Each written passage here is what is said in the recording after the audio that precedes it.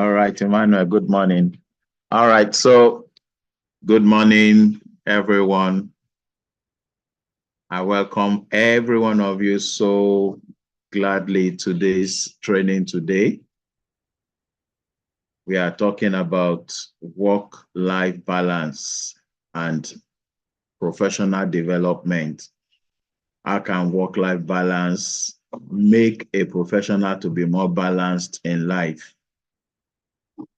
There's this saying when we were young, they will say all work and no play makes Jack a dull boy, and all play and no work will still make Jack a dull boy. So Jack must be able to balance both work and then play. So that's work-life balance. So I really welcome every one of you so gladly this morning. I appreciate every one of you. This program is being sponsored by BCI, even though it's a JULALEX Training Academy program, but it's being sponsored by Ground Check International, and we so much appreciate that. All right, so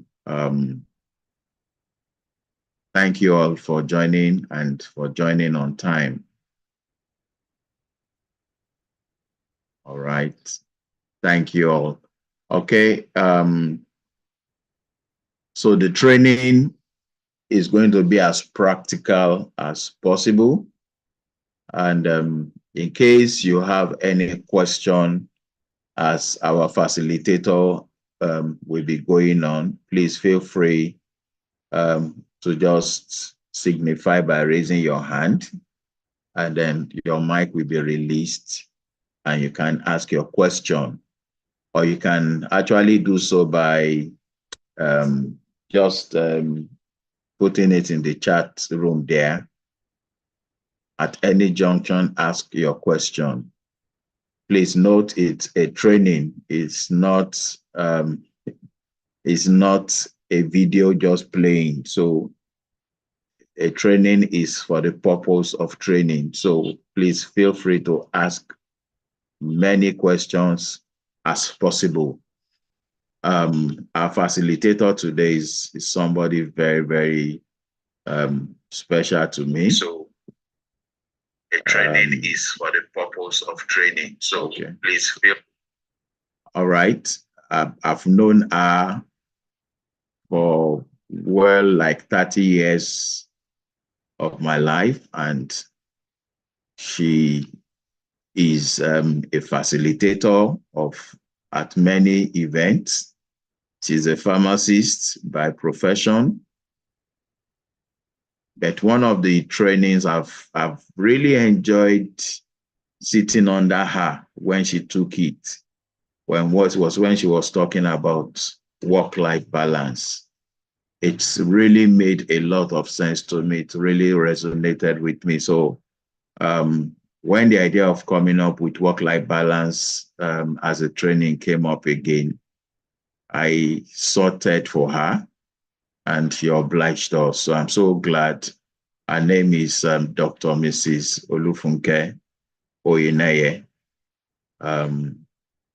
She works in Abeokuta. She heads one of the hospitals, government hospitals here in Abeokuta. All right. I hope we are all set.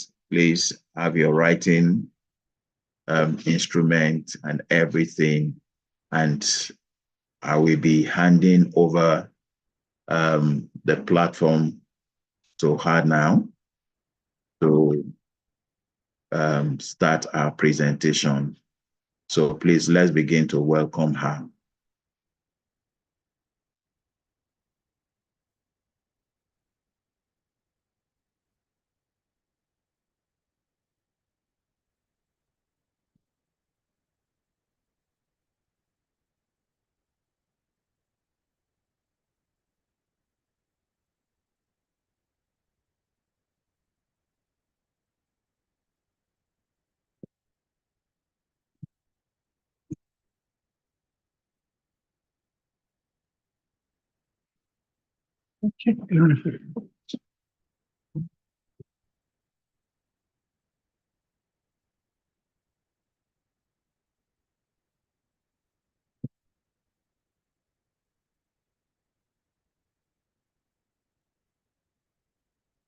All right, good morning, everybody. My name is Olufunke Oyeneye. A clinical pharmacist, a consultant, public health practitioner also. I'm a deputy director of Pharmaceutical Services State Hospital, Abeokuta, and I love doing what I'm doing. I love training people. I love talking to people, sharing my personal experience. This morning, I welcome you on board as we look at the topic, work-life balance and professional development. Work-life balance and professional development.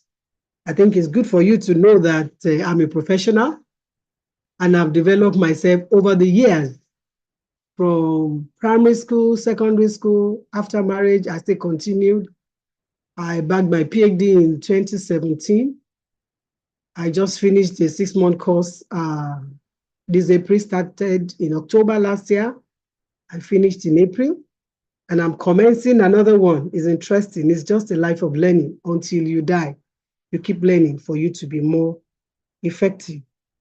You're welcome on board. We're looking at work-life balance and professional development.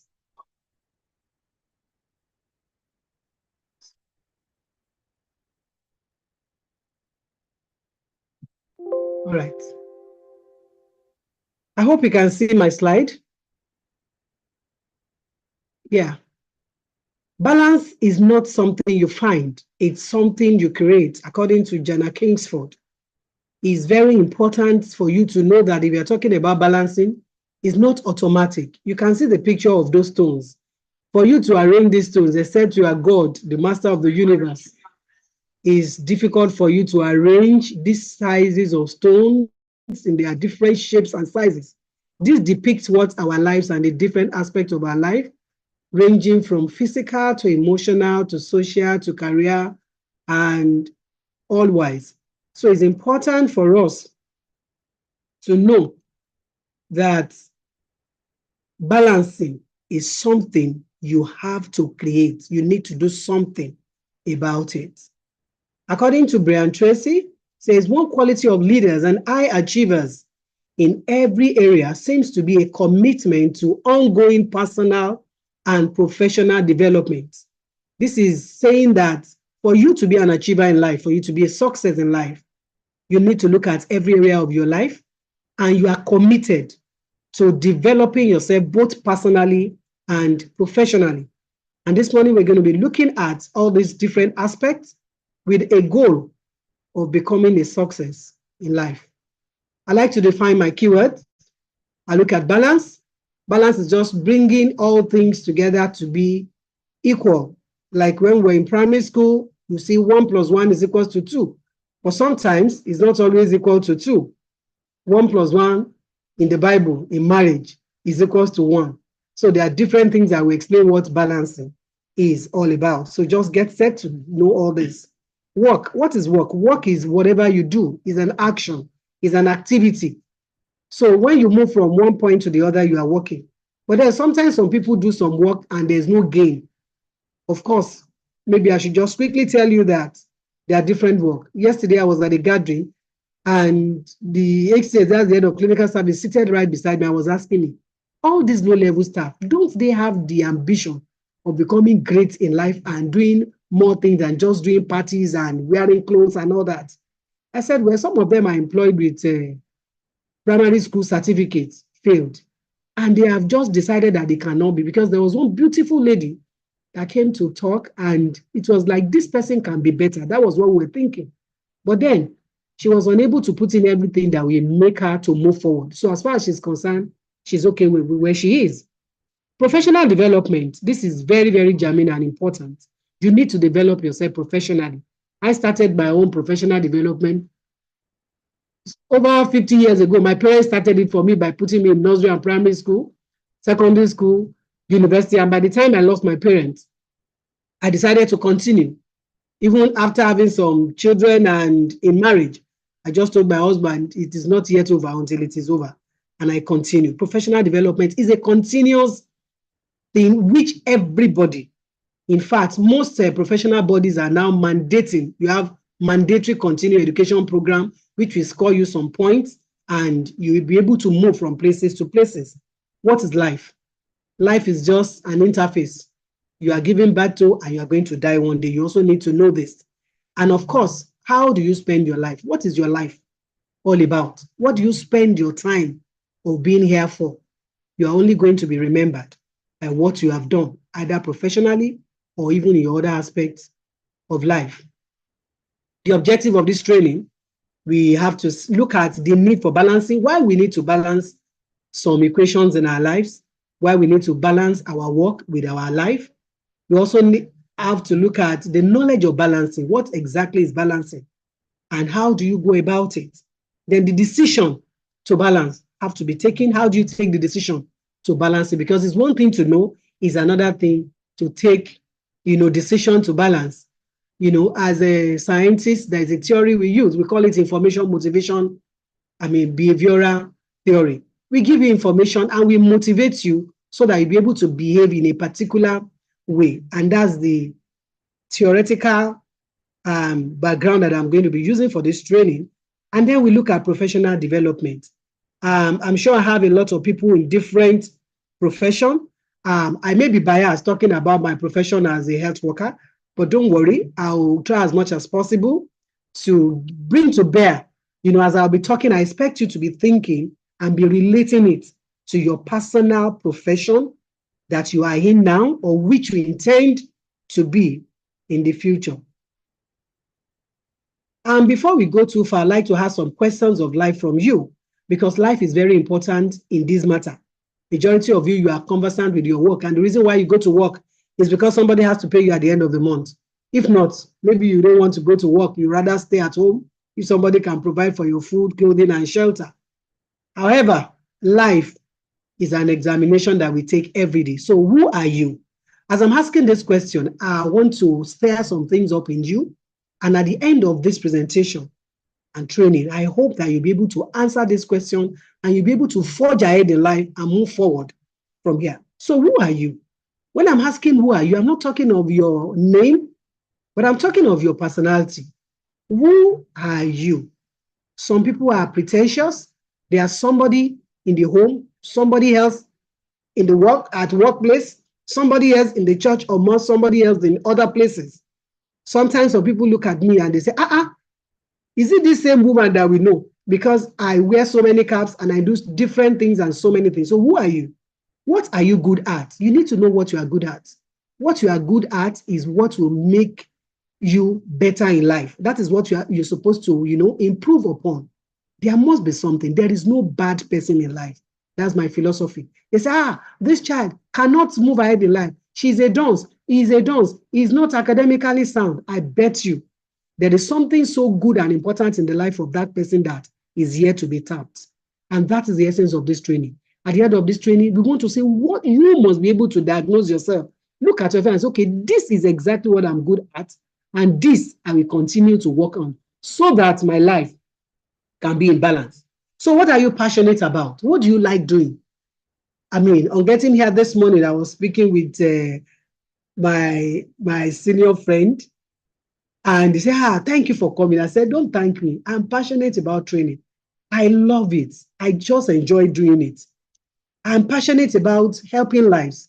And I just do it for the sake of doing it. I was surprised. A few weeks back, I think a week ago, I have a sickle cell club and we just got to that meeting. And the youth, they surprised me and they started singing for me and they decorated me with jewel and gold. I said, I was really, really enthralled. And why are they giving me? For doing what I enjoy doing. I've been doing it for more than 20 years without looking back. All right, so what are you passionate about? And why are you passionate about it? So who do you want to be? Now talking about the future. Who exactly do you want to be? And I also want to know, where are you? Now, you know who you want to be, but now you are not yet there, probably. Where are you now? Just pause and ruminate about this. Am I where I think I should be? Or I'm still in the wrong place? Do I need to change my location? Just imagine yourself calling and you are making an important or urgent call and the network just went off. What do? You start navigating. You are looking for a better place to stay so that you can get a better network. So this morning, I'm asking you, where are you in the scheme of things? Where you are working? Where are you in your life? Where are you going? Do you have a plan of going somewhere? What do you intend to become? BCI started some 21 years ago. And I just imagine, thank God that I was part of at least I have few information about it. But today, it is just because the founder knows where he's going to. And he was consistent and was just doing all he could do about it. He was balancing some equation of his life, balancing his work life. He lives in Abeokuta with his family, pastor a church in Abeokuta, and he works in Lagos. And he's balancing the two. He may decide to come to Abeokuta twice or thrice in the week as appropriate because he knows where he's going. Are you on your way to your destination? If you have been able to define, your destination, where you intend to be, then are you on that way? It is better for you to know. If you are on the wrong place, you can take your decision today and change your direction. If you are going to Canada, you cannot board a flight going to Ghana or going to Ibadan. You will never get to Canada. But immediately you realize your mistake, then you can change your mind and move on. And why are you in this life? And why are you alive? I tell you, on daily basis, people die. We see a lot of people dying, children, adults, pregnant, anybody can die at any point in time. But there's a reason for your being alive. And why are you in this life? I keep asking myself, why am I in this life? I once asked my mom before she died. I said, why am I in this life? Where did you get me? And why did you give birth to me? I happened to be a menopausal baby. After about 6 months of menopause, my mommy did not know that somebody is just doing gudu inside her stomach. And today I can bet you that I've tried to find out why I'm here in life and I'm running with a vision. Is this where you plan to be in life? I want you to ask this question. If this is not where you plan to be, then you have to start thinking about what to do about it. What are the important aspects of your life? I'd like you to just x-ray your life. What are those important aspects of my life? If you are married, is your family important in your life? If you are a Christian or a Muslim, do you have a relationship with God? Are these aspects of your life important? I'm talking about your spiritual, your physical life, your health. Is it in order? Is that aspect of your life okay? Your emotional health, your career, are you okay with where you are? Are you complacent or you're planning to move ahead in life? Is the equation of your life balanced? If you're going to look at it, your work, all these aspects of your life, the physical, the emotional, the social, your relationship with people, and your mental, is it balanced? Your 1 + 1, what is it equal to? Is it equal to 2? Is it equal to some other things? As you reflect on this, my sincere desire today is that you'll be able to find exact answer to this. Answering this question sincerely will make you to attempt to give your life a focus and a foundation on which you can build your life. Because before we start thinking of balancing, it's important for you to really know. So answering this question sincerely, and I really mean sincerely, because you are doing it on your own. Nobody is marking your script. You are marking your script by yourself. Will attempt to give your life a focus and foundation on which you can build your life. You need an appraisal of your life performance so far if you really want to go far in life. I believe you want to go far. That's probably why you are in for this training. So you need to do an appraisal of your life performances so far. Even if you are working for someone now, I think you need to do an assessment. How have I been doing?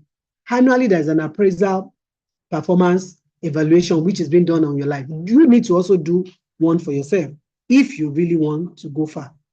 This is very, very important for you. All right, I'm going to give you an assignment at this point. And this assignment, you will do it after the training when you get back. Find out feedback from your friends, your parents, your teachers, and even your siblings. How well have you been doing? This has to do with your social life. How are you been relating with them?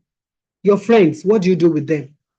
Which type of friends do you have? Are they friends that will take you to your destination or the ones that will distract you? Your parents, you hold them everything in life. Even if you think in your memory that they have been so hard on you, they brought you to this life. And you must remember that if not for them, you'll not be here. So you have a role to play in their life as much as they also have a role to play in your life. They know your history. There are so many things they can tell you that will help you. They are stakeholders in your life. How have you been relating with them? You also have a role to play with them. Tap from them while they are still alive so that you can chart forward your mission in life. Your teachers, they have helped you. I still have recourse to check on my teachers and my trainers, my professor, even during my internship, my preceptor. Each time I run into any trouble in my work in the office, I'll just give a call. Auntie, I have this matter to discuss with you. How do I go about it? You can never forget these people. All right. And your siblings, they know you very well. How you were playing tantrum when you were growing up together, the things you like, the things you don't like.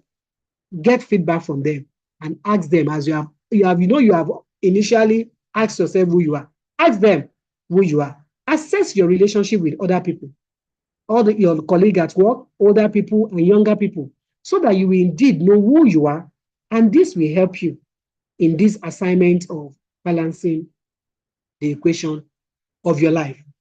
I want to talk about unhealthy work-life balance because it's good for us to know what is unhealthy. Then we'll be able to identify which one is good that we need to. Unhealthy work balance is when work becomes overwhelming and it takes precedence over personal life, leading to negative consequences for an individual well-being. I want to take it again. Unhealthy work-life balance is when work becomes overwhelming and it takes precedence over personal life, leading to negative consequences for you. This is very important. Anytime you find yourself being overwhelmed, something is going wrong. That's just a clue for you. So I'll talk about the signs of an unhealthy work balance, and I want you to start looking into your life. If you see any of these signs, know that you need to do something about it, and you need to do it fast. What are the signs of unhealthy work-life balance?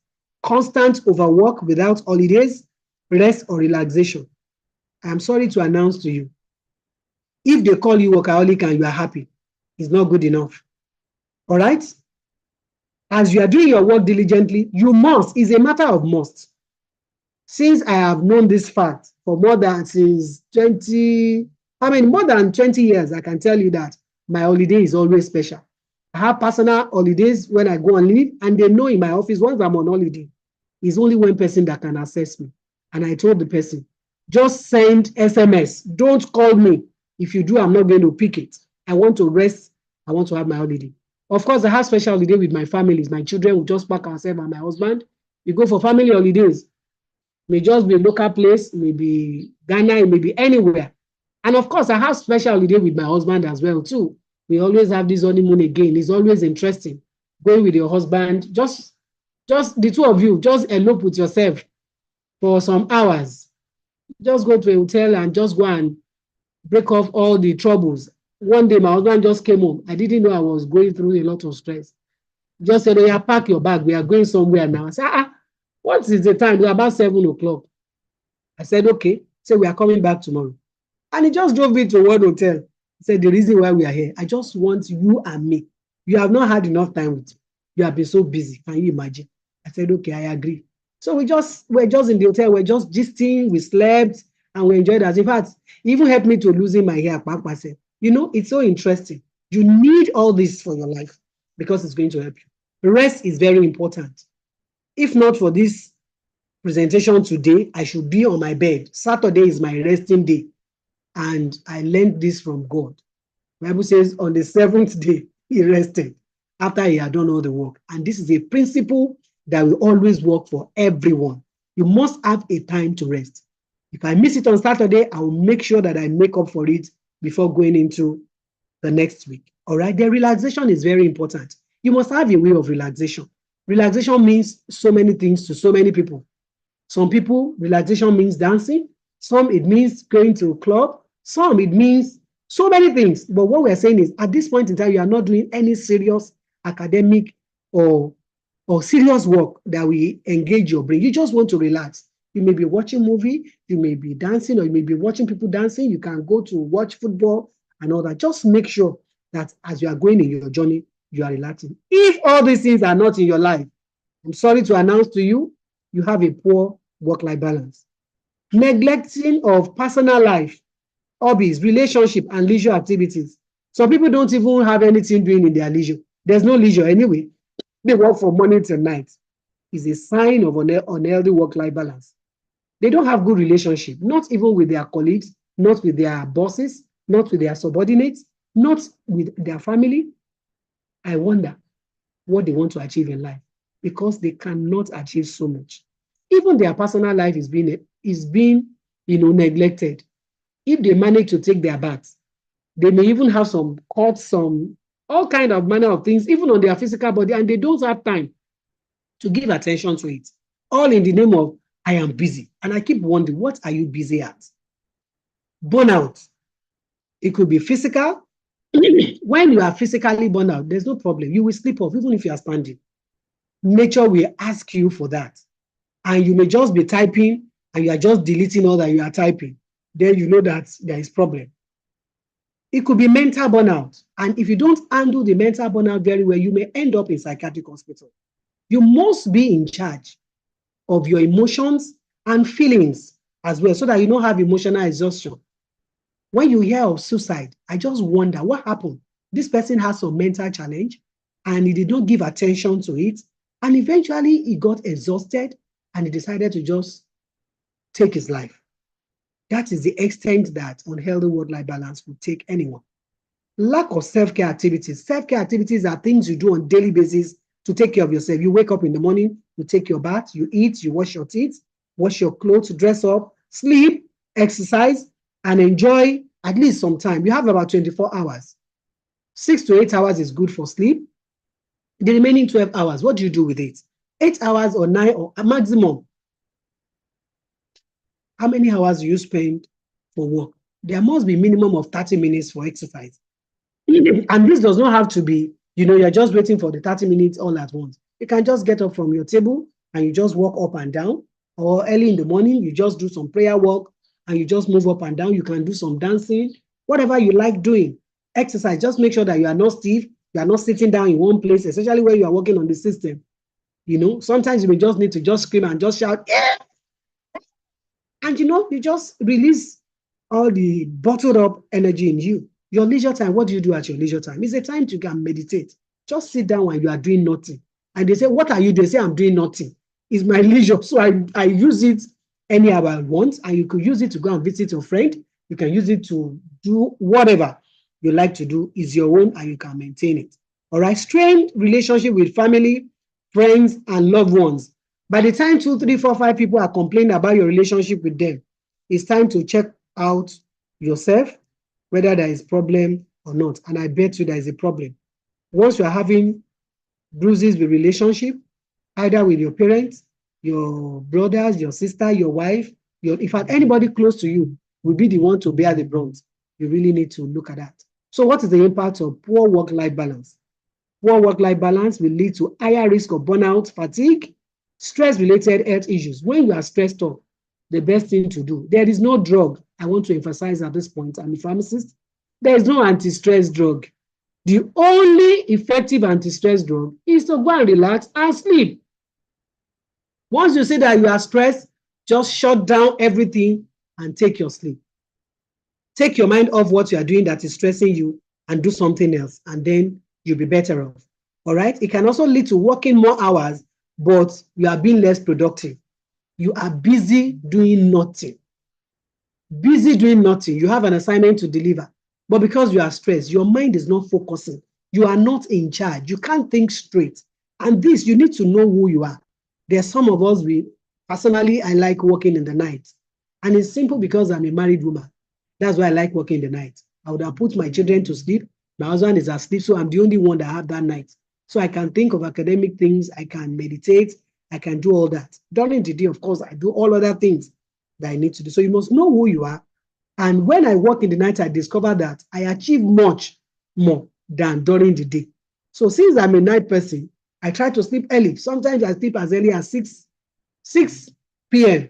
And by 2 a.m., I'm up. I start my day. Of course, I've done my 8 hours or 6 hours sleep, and I'm good to go. All right.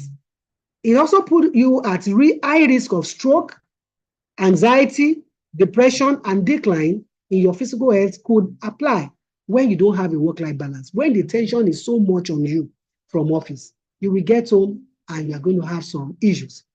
I like to tell you one thing I did one day. I was checking on my husband, I think about four times that particular day. Anytime I was calling him, very, very unusual of him. Oh, I'm at a meeting, I'm at a meeting. The next time I called, oh, I'm at a meeting, I'm at a... The third time, the fourth time, only yes, that has happened today. I knew that he was permanently under pressure throughout that day. So what did I do? On getting home after cooking, I went to bed, I relaxed, I slept. So by the time I heard the horn outside that is coming, I just went to his wardrobe. I picked one agbada, very big one, beautiful one. I wore it and I just dodged by the door. I just opened the door for him and he just looked at me and said, which one is this one again? I said, me, I will not allow them to kill you for me with all the tension they have put on you. And you know, he laughed off the tension and he ate. And after eating, you can just imagine what else happens. What am I saying? You must have a way of removing burnout, even from the work in your life. And in case you need help, you can always call for help. So let's go to work-life balance. Work-life balance is maintaining a harmonious relationship between your work and your personal life. Your work is very important because that is where you get your pay to manage your personal life. But your personal life is also important. The two of them, they go hand in hand. They are husband and wife. And there must be an harmonious. I purposely use the word harmonious because there has to be harmony between your work and your personal life. You will not do well in your work if your personal life is not doing well. And your personal life will not do well if your work is also not doing well. If they sack you from work now, there will be no money to feed your family and you face all the embarrassment and shame of not having money. So it's important for you to be able to maintain an harmonious relationship between your work and personal life. Work-life balance is intentionally, note the word intention. You have to be deliberate about it.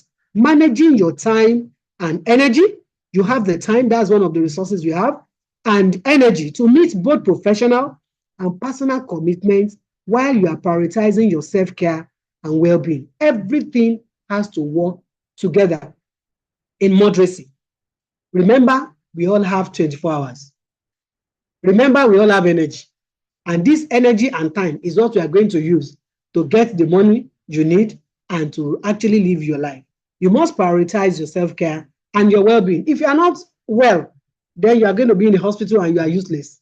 You can't produce anything, rather you be consuming. All right? Work-life balance involves engagement in a variety of activities and rest. The same way that you have balanced diet. You know, when you want to eat your food, we have the classes of food and it's in their varieties. And after taking whole, rest is like the water you take. You know, when you eat and you put water, hey, everything will go down. Now, I decided to show you these pictures so that you know that I'm not just faking what I'm telling you. I'm not theoretical. This is my work life. Can you see me working there on my system with my baby? To the glory of God, I have some children that God has given me. And I tell you that I breastfed all of them, apart from the first one, because it was not fully with me when I gave birth to him. I was on course, so I had to drop him with my mother-in-law. Apart from him, all the others, I breastfed them, full breastfeeding for 6 months. And I'm still a professional, a career woman, and I'm carrying on with my life. And this is what I do. Even in the night, as they are sucking breast on the right, I am working on my system on the left. Now, the second picture is the picture of my siblings. That's my senior sister in the middle with that headgear. I just invited her to come around and play with me on her birthday. So she came from Lagos to Abeokuta, and I took her and her children for nice outing. We went to Olumo Rock. After Olumo Rock, we went to a eatery. After it, I said, let's go and take photographs somewhere. And it was an experience to remember for her. She has never gone through that in life. In fact, she just called me 2 days ago and said, Funke, I want to come to Abeokuta just to come and play with you. Oh, I was so excited. I'm sure that she enjoyed it the last time. She's probably going through some burnout and she needed to be here again. And I can't wait to have her around. Because when they're around too, I'm also a busy person. When they come around or I go to them, I'll just, take some, we'll just go down memory lane, we gist and we talk, and that's nice. Of course, I'm not neglecting my party of life. You can see the way we are laughing to ourselves. That's the way it is. Is my Bobo and my paddy for life. Yes, that's my other siblings. They came all the way from Lagos. One of them is from UK. And they just said, no, we have to go and see Funke. And they came to my office. Say, we want to eat. I said, you are not eating nothing. We are going home. I came home, cooked for them. And I'm telling you, by the time the person that came from UK went back, he went and told everybody that you cannot imagine. Funke brought out everything from her house. She plucked the vegetable from her garden. She cooked everything in her kitchen. It was nice. In fact, she packed some. She packed some to Lagos and it was very interesting. Those are my personal persons. You need your personal persons for you to be able to balance your work life.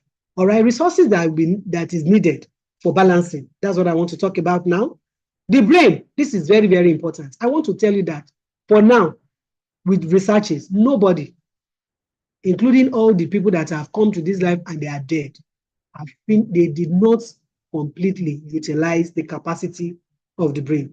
The same way that some of us have phones and we don't maximize all the functions in the phone. It's amazing that some parents, they will buy Android phone that is so expensive and the only thing they do there is just, hello, how are you? And they press the black and the red button.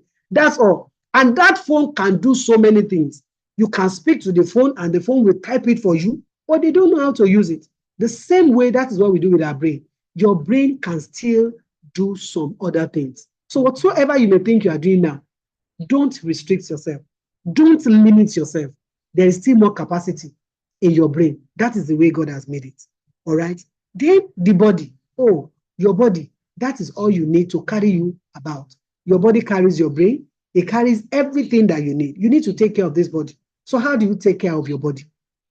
How do you make sure that your body is in sync with your work? Imagine that you are sick. Definitely you won't be able to go to work.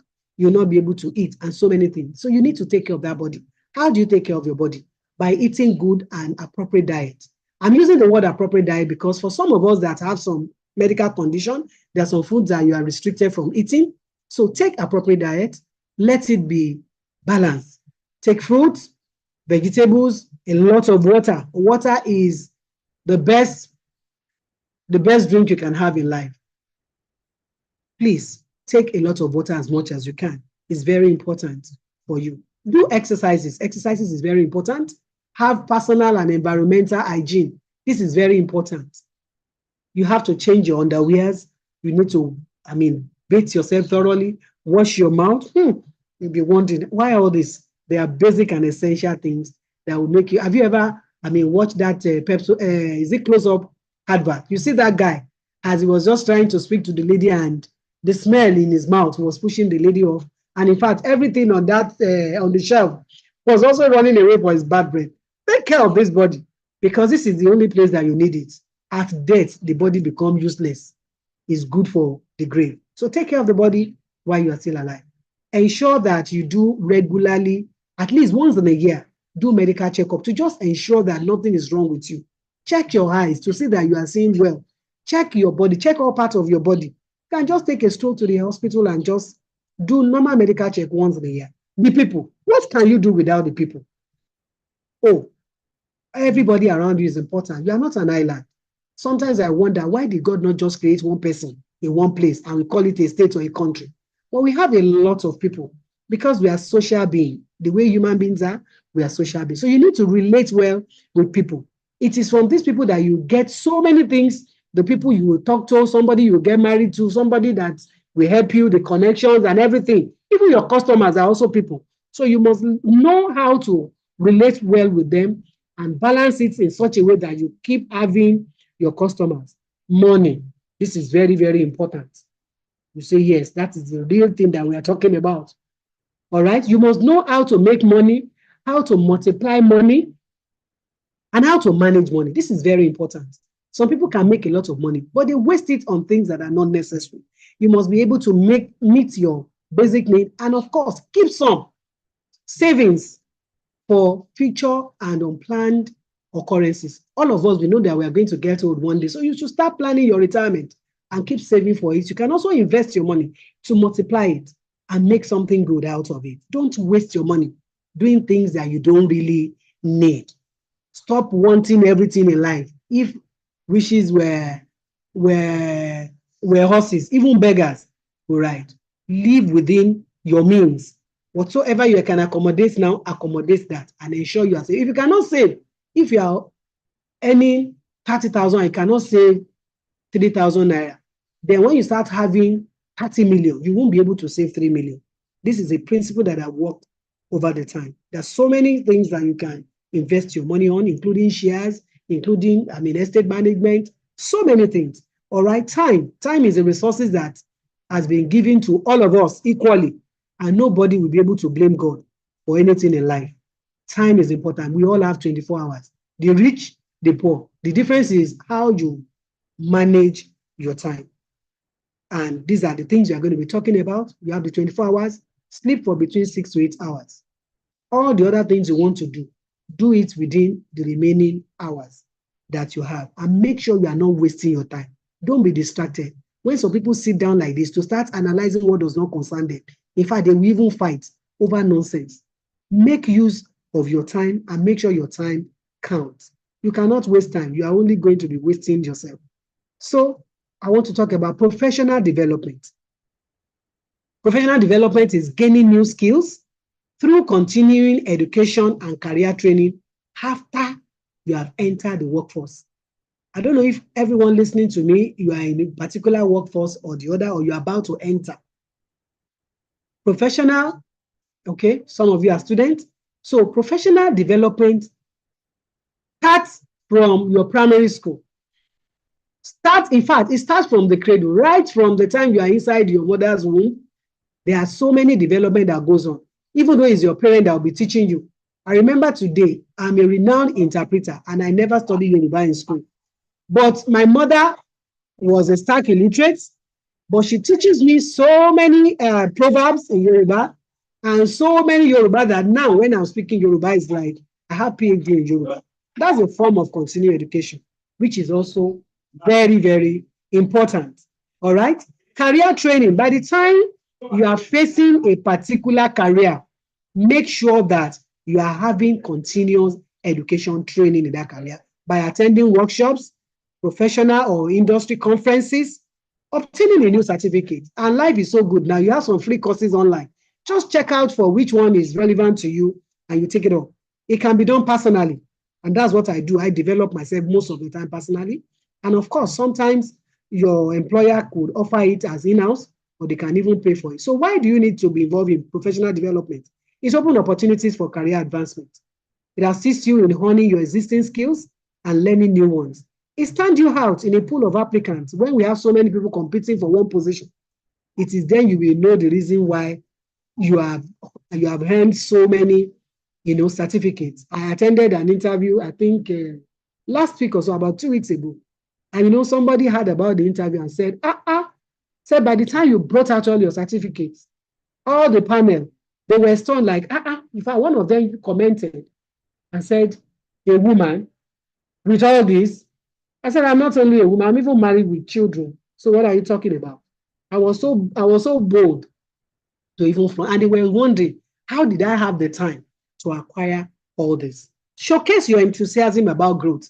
When you indicate your enthusiasm for growth, people will be looking for you. I remember in my younger days in civil service, when I just entered civil service, I never knew that my boss was noticing it. I was so enthusiastic about growth and about knowledge. Even without money, I'm ready to go for any training. And that was how he launched me into a very big work that I never knew. He never knew what he launched me into. There was an opportunity for him to go for a training. And he just said, I cannot go for this training, what training that he will not pay them. And so he's in here that will do that kind of a thing. Just give it to her. And that was the beginning of my, experience in that new line of vocation, which has brought me so much money and fame in my life. Showcase your enthusiasm about growth. It boosts your confidence at work. When you know what you want to do, you are confident. You are so confident of yourself and you will do it with all, boldness. It also leads to higher overall job satisfaction. You are also satisfied because you are doing well. It improves your performance, your productivity, and in fact, your overall morale is beautiful. Each time I look forward to going home to tell my husband all the new things I have achieved every day. As I go to work in the morning, I'm going with something. I already know that I'm going to do 1, 2, 3, 4, 5, 6. And by the time I'm coming back, oh, I'm so happy. I'm just waiting for him to come and say, my dear, come and see this one, this day, this one happened like this. I did like this, I did like that. And I'm always satisfied and happy. Of course, you also need to update with new trends to keep your skills sharp. Imagine even at this age, I'm still very versatile with computers. I know some of my age mates, like they cannot even, we went for one interview some 3 or 4 years back, and it was CBT. And some people just submitted even before doing the exam. And once you have submitted, you're out of it. And a lot of them were removed from that race just because they are not, updating themselves with the new trend. IT is what is in vogue now, and everybody should be going for it. So where do you take your professional development courses? Professional development opportunities abound. They are just everywhere, even for free. The one you are attending to today, I tell you, is almost for free because I don't know how much you are going to pay. That is what all this experience you are picking from here. I had that BCI has sponsored it. Please don't waste this opportunity. It's an opportunity of life. Okay? Harvard Division of Continuing Education Professional and Executive Development offers dozens of courses spanning multiple industries. Invest in yourself. The only investment you have in yourself is your development, your professional development. That is what will give you much more money.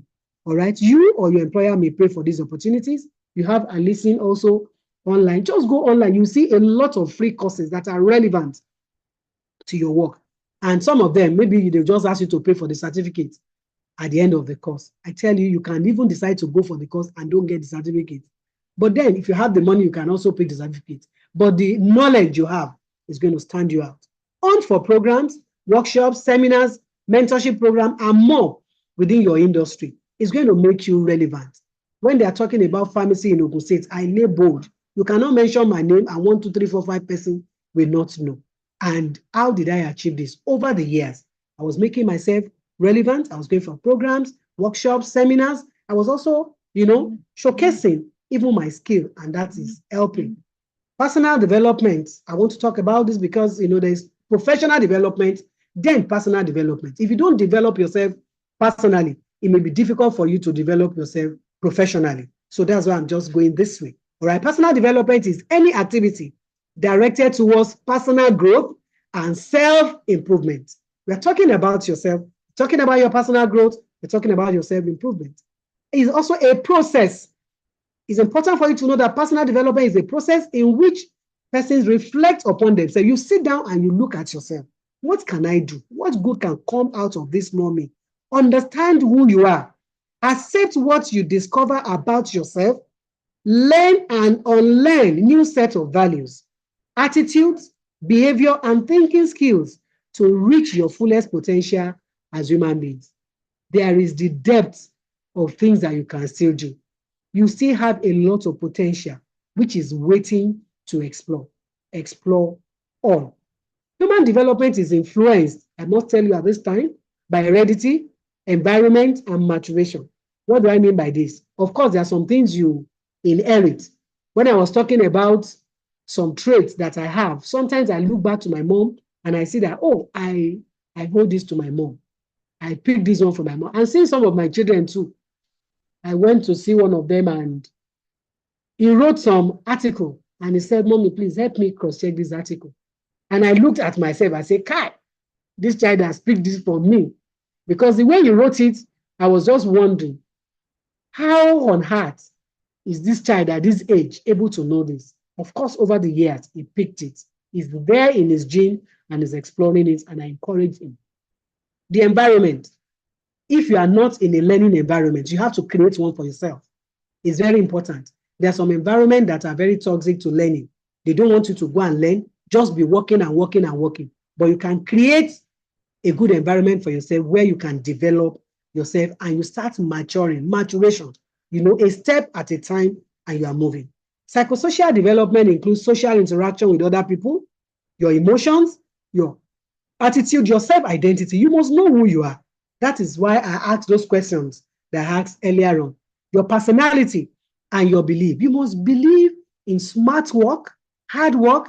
We have a lot of people now that don't believe in anything. All they are running after in life is just to make money.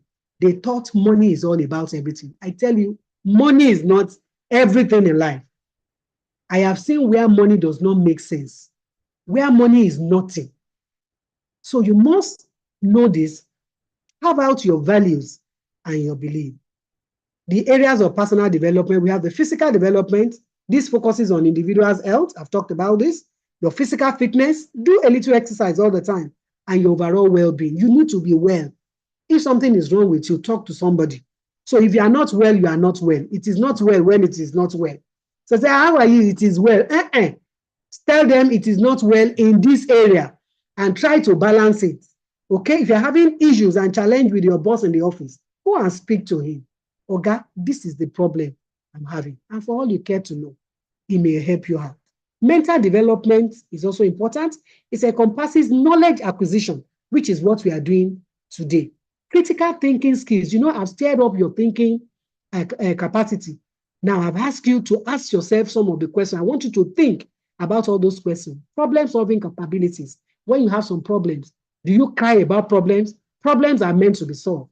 You must also acquire problem-solving capabilities, communication abilities. You must be able to communicate, speak to somebody, speak to yourself. Oh, I remember David, when he was going through some trouble in the Bible, said, he spoke to, he said, my soul, why are you downcast within me? He was talking to himself. I was encouraging himself. So you need to sometimes communicate with yourself and communicate with others. It requires sustained effort. You have to put in effort. And you have to sustain the effort, such as attempting challenging projects and studying diverse topics. You know, I'm a pharmacist and I just, pharmacy, I've obtained all the degrees. I'm a fellow of the West African College of Pharmacists since 2003. What else is remaining in pharmacy? I say I finished pharmacy. Then I moved to public health and I got a PhD in public health. And it's like, of course, I did marketing. You may need to know. I also have some certificates in accounting and commerce. So what are we talking about? If I can do it, you can do much more.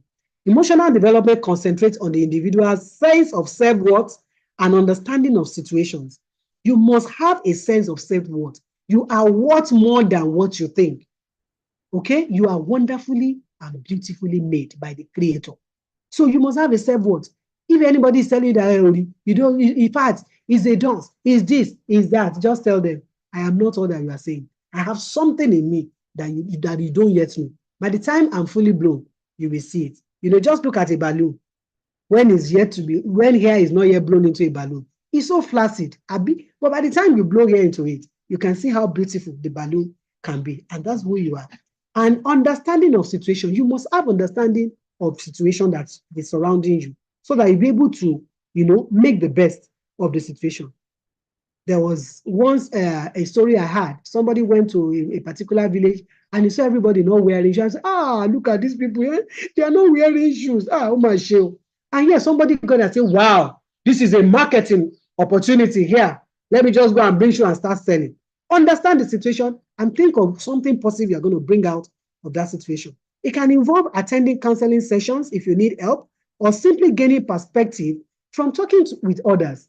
I keep emphasizing that the social aspect of your life is important. That is where your emotion is being built.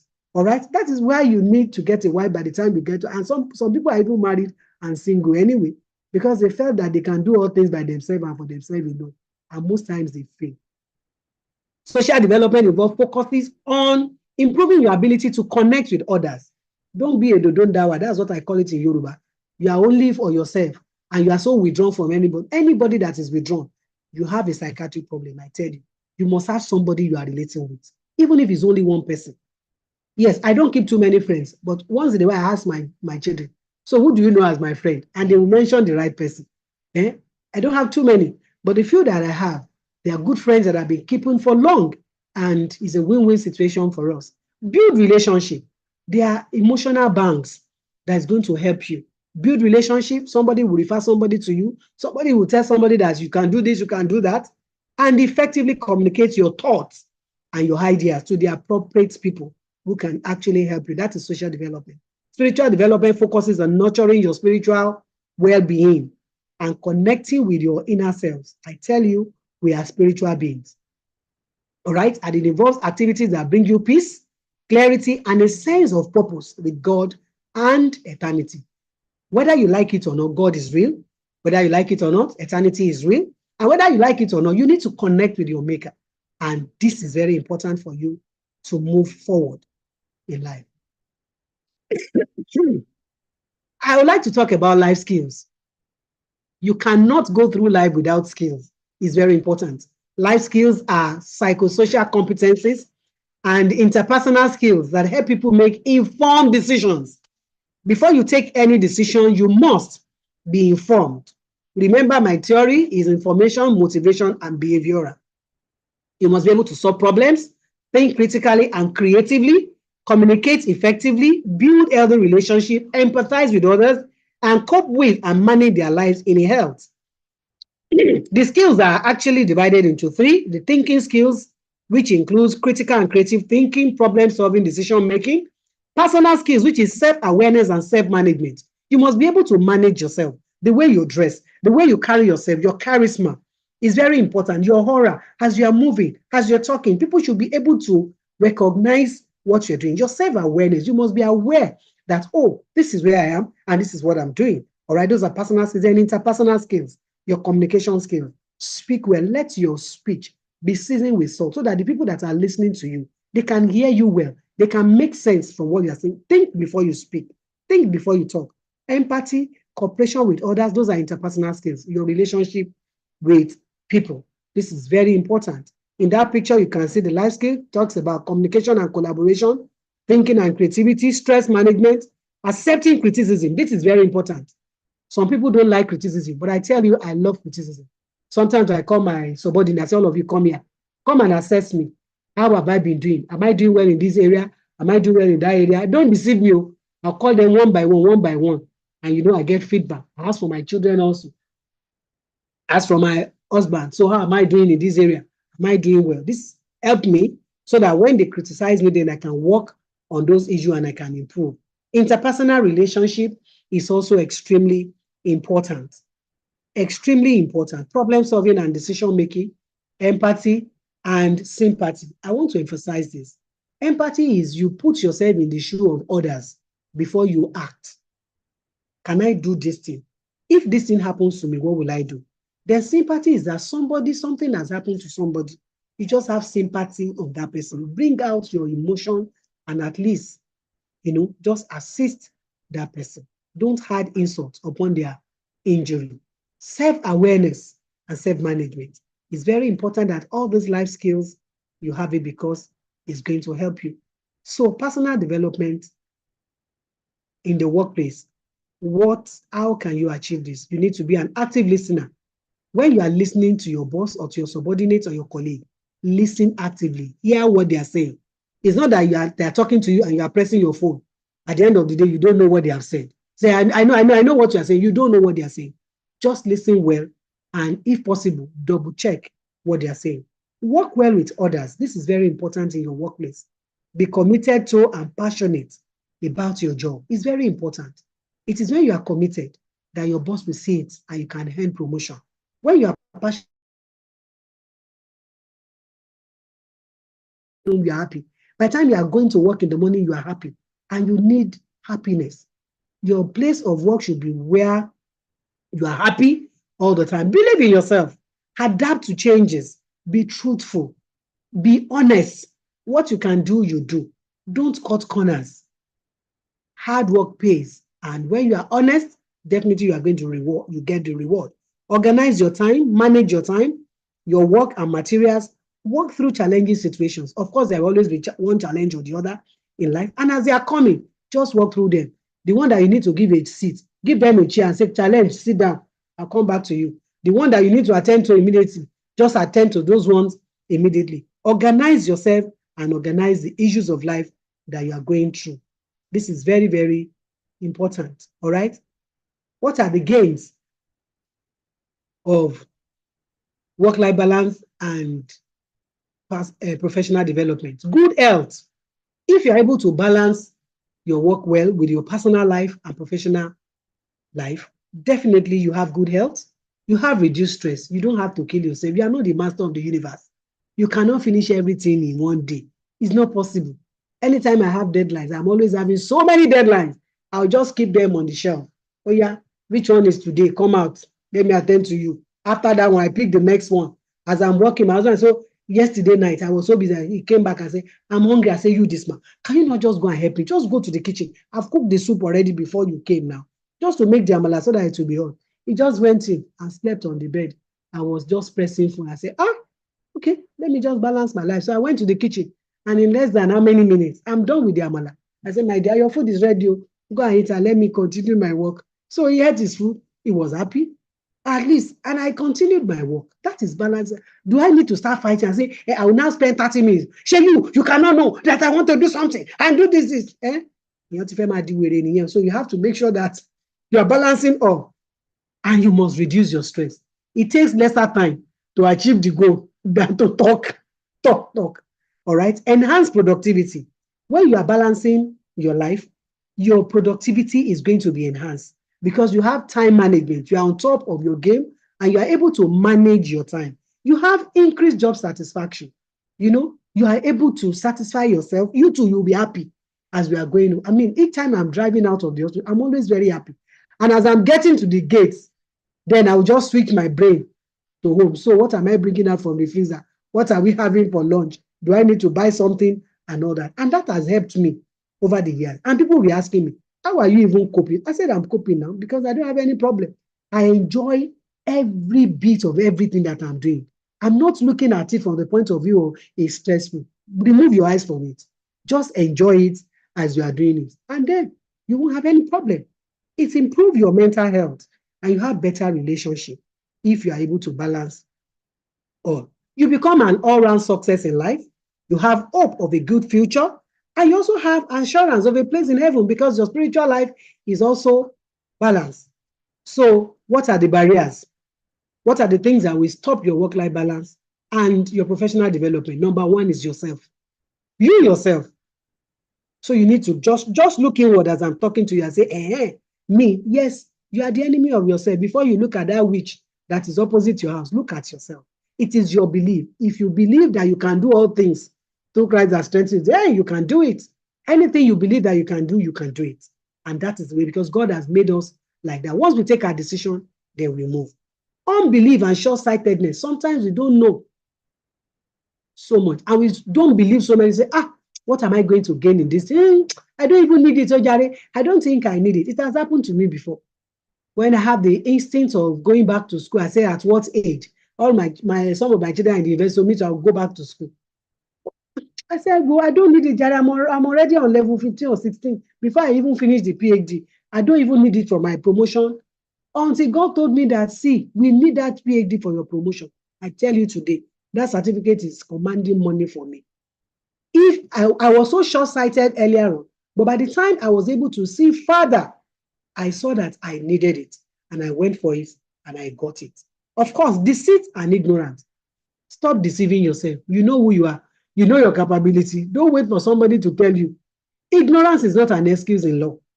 Before today, you don't know about all this. Now that you know, you must do something. You must take action. Improper assessment of success. A lot of people think that success is only money. No. I tell my children, when you are going to work, once they are on holiday, I send them to go and be working as volunteers.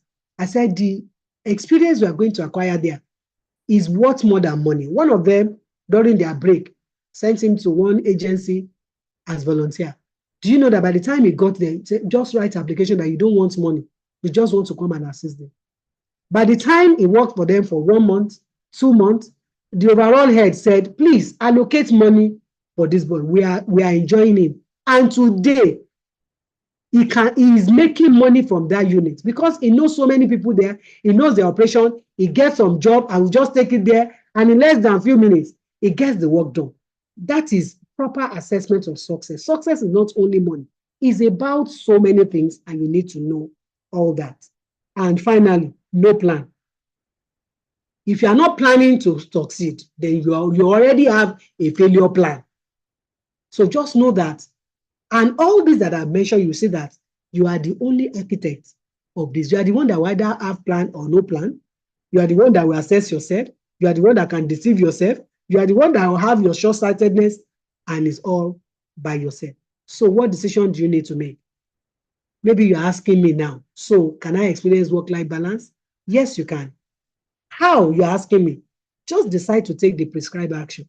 And so we move to the action now. So how do I achieve work-life balance and professional development?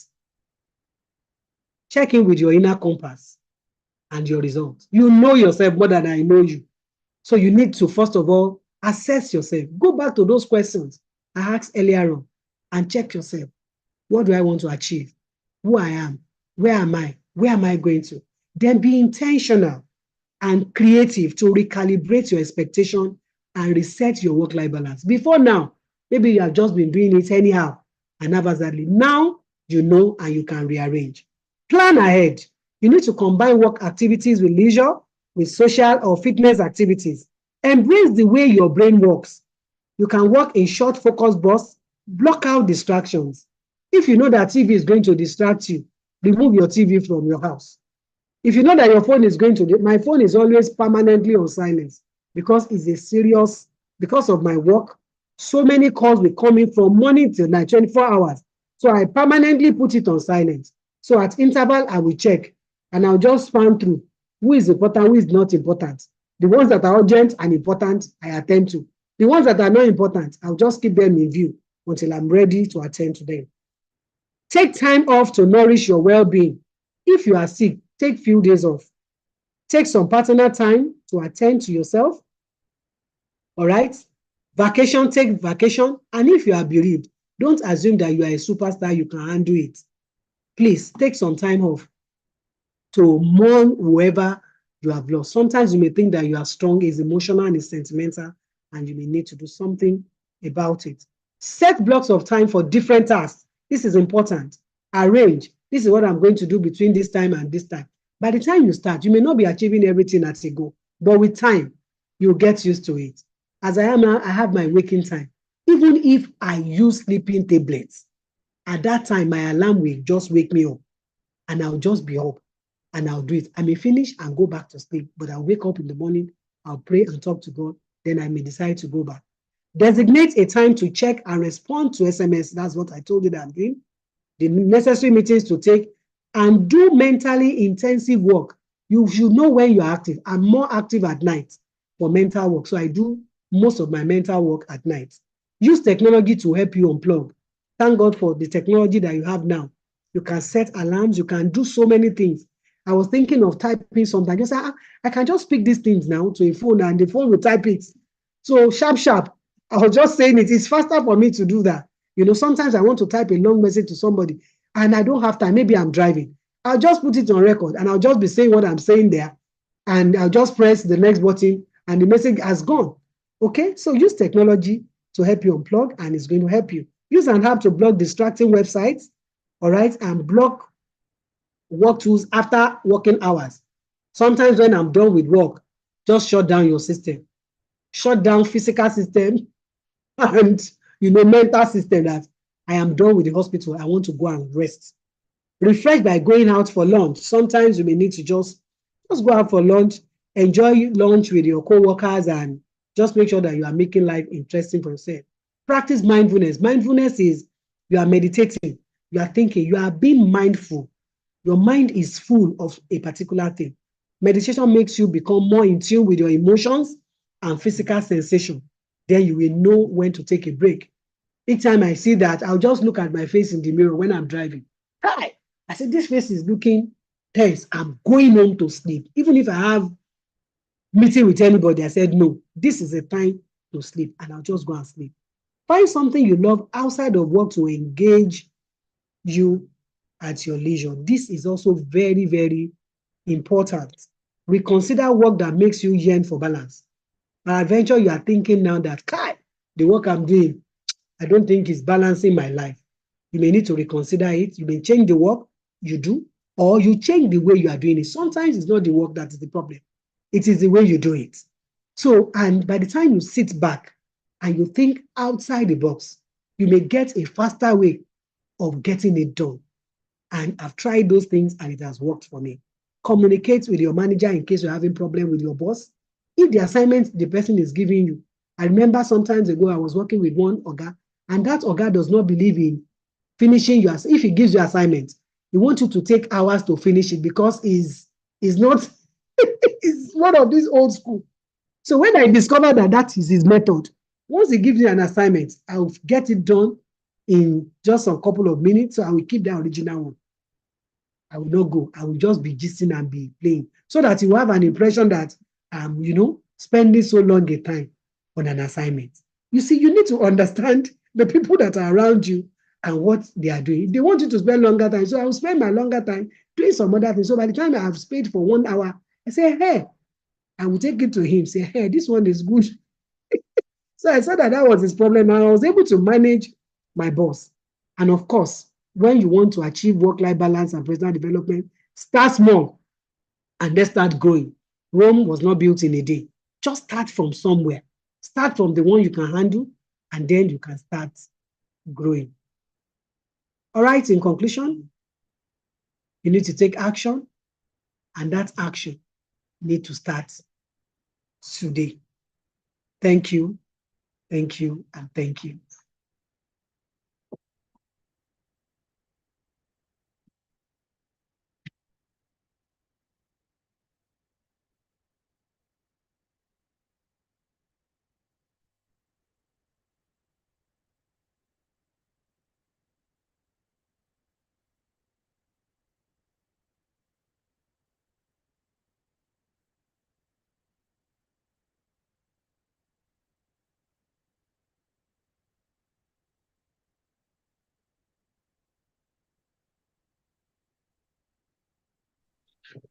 All right.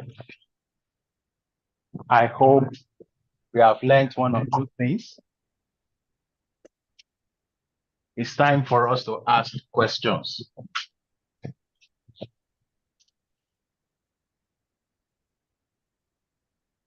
Please, if you have any question, you can raise up your hand.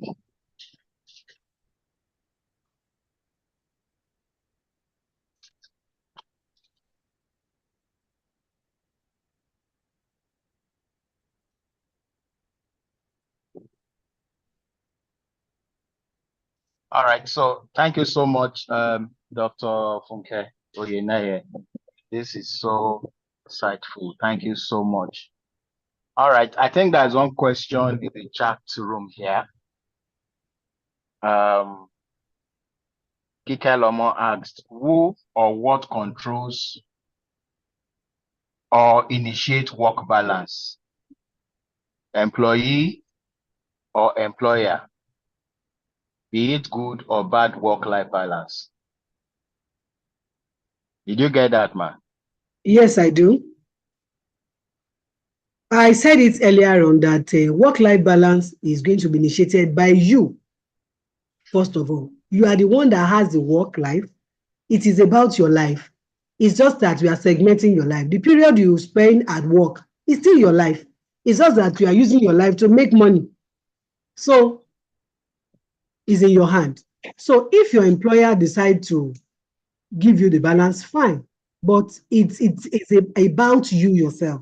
You remember that I was talking about the barriers for work-life balance.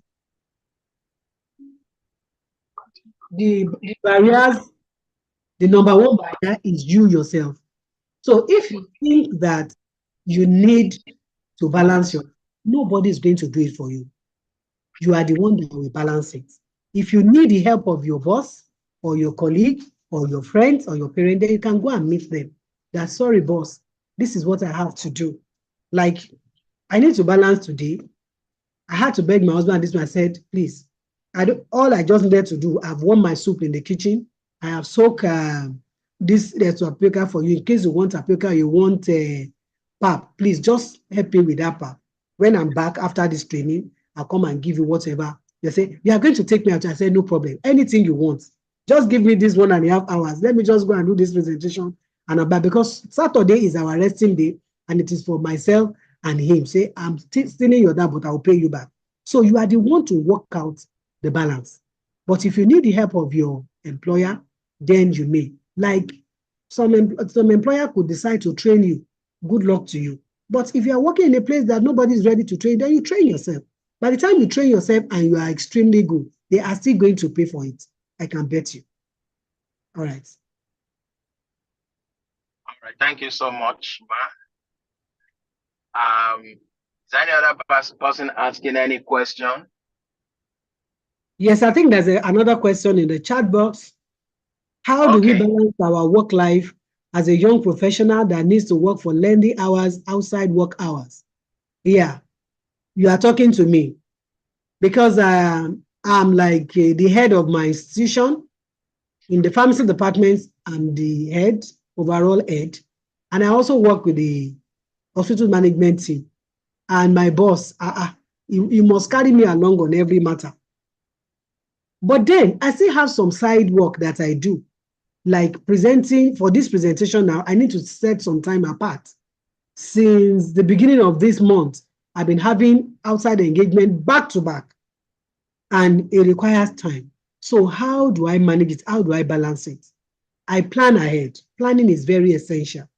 And for all you care to know, sometimes those lengthy hours, you may not necessarily need that much length of time.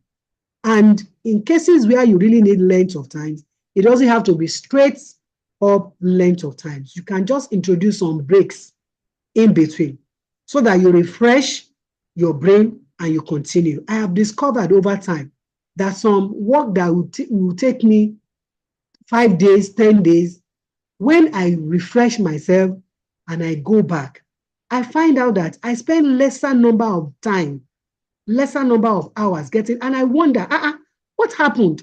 Why was I not? Why did I not get it earlier on? And I must confess at this point, I have somebody who is always helping me, the Holy Spirit. Anytime to about her, once I'm in a fix, I'll just say, Holy Spirit, please help me. I don't know what to do again. And this over the years, I'm telling you, has worked like miracle. When I was writing my PhD thesis then, I got to a point I was burning out. The pressure was so much from office, and the work was also so much for me. I decided I'm not going to do anything again. So I abandoned it. But one night I just woke up and said, God, I need help. Holy Spirit, please just send help to me. It was amazing. The next morning, my supervisor just called.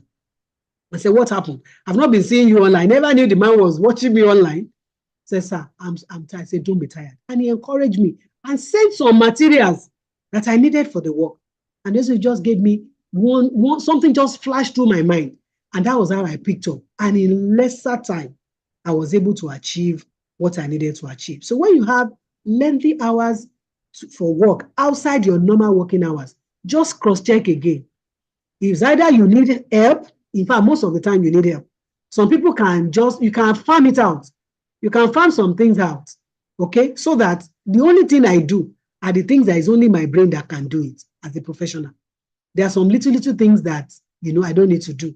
As a married woman, for example, now, I can't remember when last. Will I go to the market and start, pricing tomato and pricing this? No. I have some people that I've just found out. I have some faithful people, faithful stewards that I've had over the years. They are not permanent with me. I'll just call them, say maybe somebody that have been good. So yeah, take this money, go to the market. These are the list of the things I needed. And they will bring it. And I'm still the one to cook. Is it not so easy? So instead of going to the market, spending 5 hours in the market and coming back to come and sit down with presentation for another 10 hours, do I want to kill myself? No. So those ones that I can farm out, those ones that some other person can do for me, I will allow them to do it. While I will sit down, and do the needful. I will prioritize all the things that I need to do. I will look at the ones that I must be the one to do it. Okay? And look at the ones that somebody else can help me to do.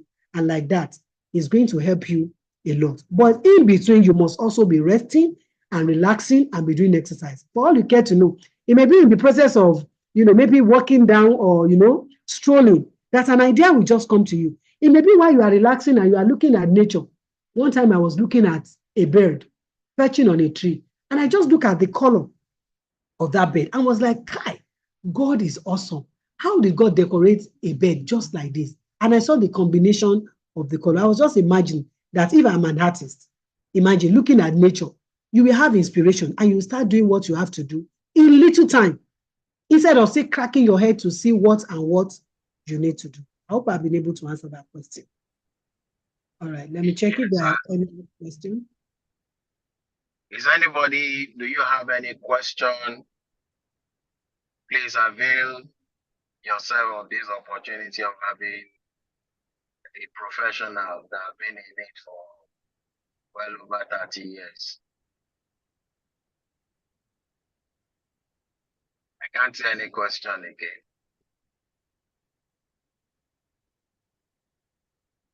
Right. Let me ask this question on behalf of the participants. I read a book of a man long time ago. I mean, he was into business and he was doing very good in business, doing very, very good. But the only problem is that he could not balance his business with his marriage. His marriage, his parenting. Of course, eventually, the wedding or the marriage actually collapsed.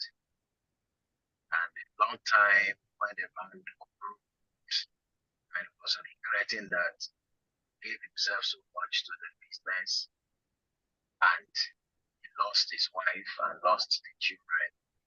All right. So maybe for a businessman, how would you advise him to also properly balance his or her life? All right, thank you very much. This is actually my specialized area. I will just use my life as an example so that at least you will know. I like talking from experience and from my life. To the glory of God, I've been married for 30 years and God has blessed me with children, both physical children from my loins and a lot of children from outside my loins. And to the glory of God, I still give them attention. All right, so what I do is this. I prioritize. My husband, number one is God. After God is my husband. But sometimes there are clashes between my husband and God. Just imagine that I wake up early in the morning to do my quiet time. I usually wake up around 5. And my husband is up then. And he needs my attention. I'll just say, God, I'm sorry. I need to attend to this man. And God understands. So I'll give him attention. And by the time he what does it? Anything that he wants, I'll just give him. Either physical, emotional, sexual, anything that I want.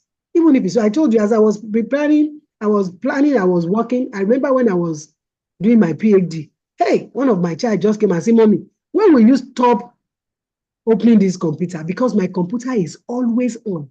At any point in time, I am always working. And it was a small child then just said, Mommy, when are you going to stop opening this computer? I said, my dear, it's just a matter of time. What do you want? Anything you want, come and meet me. So when he needs my attention, I'll just close the computer, I'll put it on sleep, and I'll give attention to him. It's just a matter of some 30 minutes, 1 hour. I will go and make up for it. All right? I don't allow anything to miss out. It was a deliberate attempt, intentional. What that man refuses to do was that he was just overwhelmed by work, forgetting that, in fact, that work, the issue he was having, the wife could actually be a solution to it. And that is the way I see it. Many times, even when I have a lot of work in my hand, I'll just say to my husband, come and see, I have this to do, please help me review this. I'll even give him some of the work to do. You know, from the beginning of this month now, I have so many things to do, so many letters to write. So I'll just draft the letter. My secretary in the office, I say, yeah, this is what I want to do. Go and draft the letter and bring it. So by the time she initiated the letter and she brings it back, then I'll just adjust. Then I'll send it to my husband. Say, my husband, please help me check this thing. By the time I get home, you know, that's the way of engaging him. And as I'm working, I'll just say, I've not checked on this man since morning. No. I'll just press the phone. Hello, I'm just checking on you. I'm still at my duty post. I'm still at work, but I'm giving attention to him.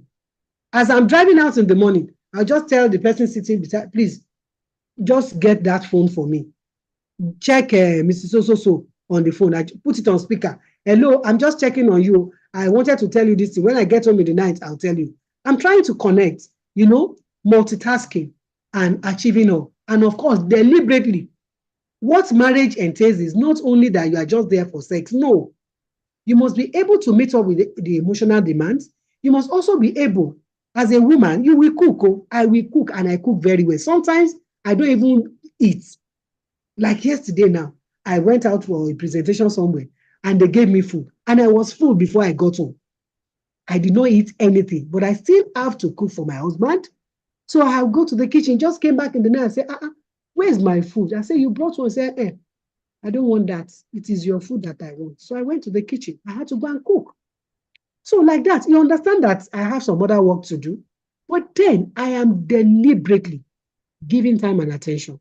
Of course, my children are also not left out, even though now they are grown up. But before they became grown up, all right, when they were still at home, I have to create their time. I will go and pick them from school, do assignments with them. We are working together. Oh yeah, I'm supervising the assignments, he's doing the assignments on the table. I'm also doing my own work on the table. Say, Mommy, this, I say, I see, you are sleeping. Oh yeah, stand up, bring the work, let me see, and all that. So I'm engaging, all of them, and we are doing as much as we can together. You must be deliberate. Highlight all those things that are important. Your marriage is also very, very important. That is about your life. If you fail in your marriage as a married person, I'm sorry to announce to you, you are a failure. And I always tell career women, see, your marriage is the number one. I've had several scholarships to go abroad, to go and study and do all that. My husband will say, no, you are not going anywhere. And I accept him. I stay with him. For the sake of my marriage, I'm ready to sacrifice anything. And I really mean anything. The worst that will happen is that you ask me to stop work.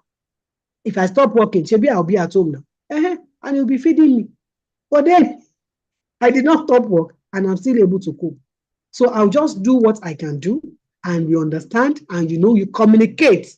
Communication is very, very important. What killed that marriage is not the work of that man. It was because he was unable to communicate and relate. Even if he's so busy at work, he can invite the wife over to come to the office. Sometimes I'll just drive to my husband's office and say, just coming to come and check on you. Sometimes he will just bump on me too in the office. I say, Kilewashi, why are you here? I say, I just came to do something around the area. So I just decided to just say hello to you. And that is what it's all about. And we'll just laugh and we say ourselves, meanwhile, we just let them together. Can you imagine? And we do that. And there are days when he will be so busy till 12 in the night. He's yet to come. But I would have called him more than 10 times. Say, how far now? When are you finishing? You see, we are communicating. We are communicating. Communication is about it all. For any marriage, communication is very, and we deliberately set out time for ourselves. Saturday is for the two of us. Sunday is for Jesus. We go to church, we have meetings, we put all other engagements. Somebody wants to come and see us, come on Sunday, but not on a Saturday. That's what there's a question here. I think that question is also going to help us. In a case whereby you are not financially buoyant enough to delegate some of this job for people to do on your behalf, but you have to do almost everything yourself as a wife, because husband is also a busy person with office work, even at home. How do one balance work life? That is my life now. Before I got to this stage that I can afford to farm it out, I was doing everything. I never, and note again, I never had a house help for the past 30 years in marriage. And to the glory of God, I've raised 4 biological men in my house and some other children too. And I did not have, there was no money then. And I'm serious about it. When I mean no money, no money. In the years that we're earning, is it 1,500 naira per month? That's not even enough to feed you. And we have to do some backyard farming also to get all those things. It's just about being creative. You just need to be creative and receive help from God. Relate with people. People are your resources. They are your source. Okay? What you are able to give, you are also able to get. I never saw those things as burden. Initially, I was seeing it as burden. I wanted to run away from the marriage. Say, am I the only person that will do this one and do that one? I say, we are not taking house help. But at the time, I just told myself, what is it now? I can do all things through Christ that strengthens me. And I put myself into it. When I'm tired, I'll go and sleep and rest. And when I'm strong again, I will start. I can wash clothes of one day. I may just wash one cloth today, wash another one tomorrow. I don't have to keep up the pile until when we have money to buy a washing machine. Now, of course, I even delayed the buying of the washing machine. It was my husband that bought, because I said, I must teach my children how to wash their clothes too. So at a very early age, I'll put their pants inside water, I'll put soap. They'll be washing, I'll be wasting my soap and my water. And they're doing it. And I taught them how not to waste soap, because when you put plenty soap and the thing is still foaming, I'll go and give you more clothes to wash. That is just the practical. So instead of you to manage the soap, since you want to waste it, I'll give you more clothes to wash. So like that, they were able to get the balance. It was so practical and it was so very, very helpful. All right. It's about your mindset. You need to change your mindset.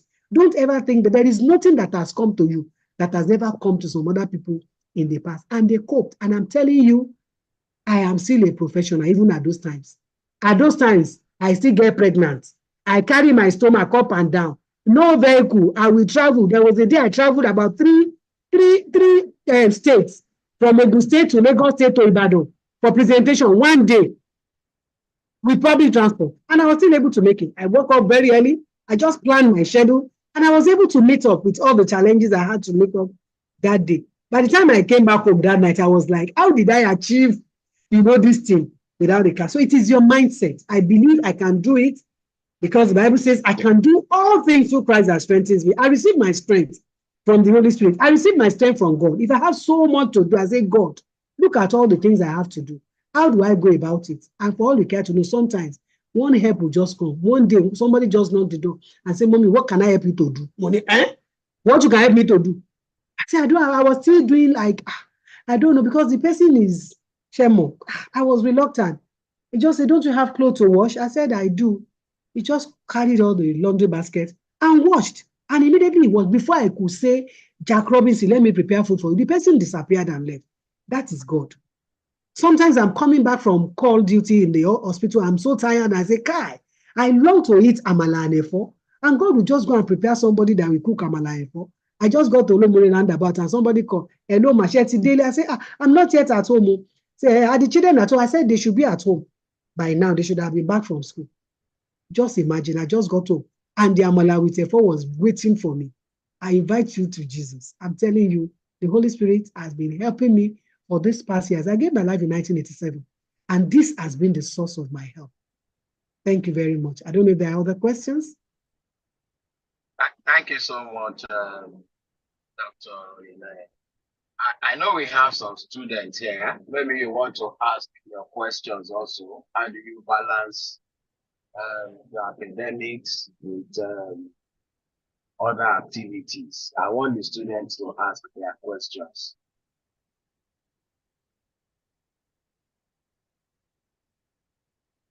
Anybody talking?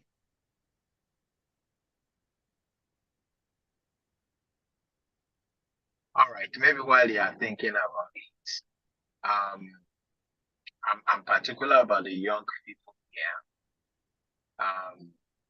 I've discovered that our phones, okay, somebody asked, how do you balance work and skills? Okay. Yeah, there's a question here. How do you balance skills with work? Of course, you need skill to work. If you don't have skill, okay, your work will be laborious. Let me just give you a precise example. You want to cut down a tree. How will you cut down a very big fat tree? You have two options. You can take a knife and you start cutting. And I wonder how long it's going to take you to cut an Iroko tree. Of course, you have another option. You can just get maybe stone and you start eating the tree with stone. Only God knows how long it will take you. But then do you know that there is a tool that you can use? If you go to the sawmill, you will see the blade, the saw blade, and they are in different categories. There are smaller ones and there are bigger ones. There are ones that uses a little engine. With that little engine, you just put a little oil and just and you'll be able to fall the tree in no little time. So skills are like that. Like I'm talking to you now. How did I get the confidence, the boldness to start talking?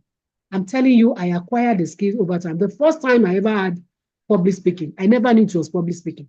It was when I was in Form 1 in my secondary school.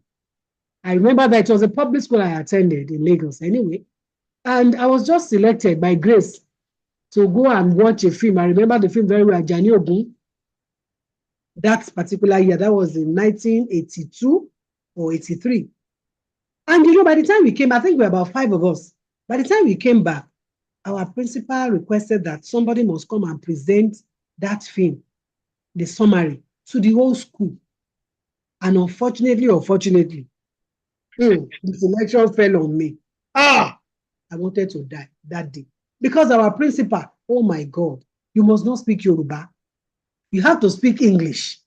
And those days in that school, that day we used to collect money for vernacular. If you want to speak vernacular, you will drop money in advance that this one, and we speak in vernacular. You cannot speak vernacular. I have to write it in English. I told my teacher, Mr. Motosho, I don't know where he is now. May God bless him for me.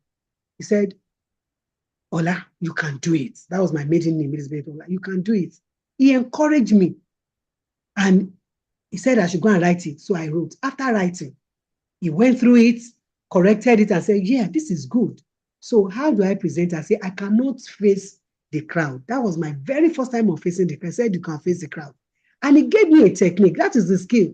He said, he's also going to be seated there, that I should just be looking at his face alone. I should not look at the face of every other person there. I should just be looking at the face. And that when I'm standing, I should stand with one of my leg on my toes, either my right or left toes. I should just stand like that.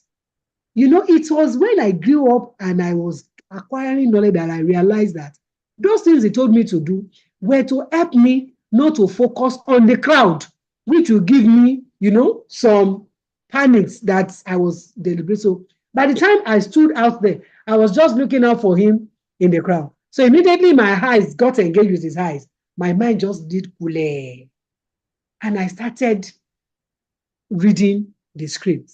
And that was the first. And by the time I finished, my principal just stood up and they all clapped. I said, wow.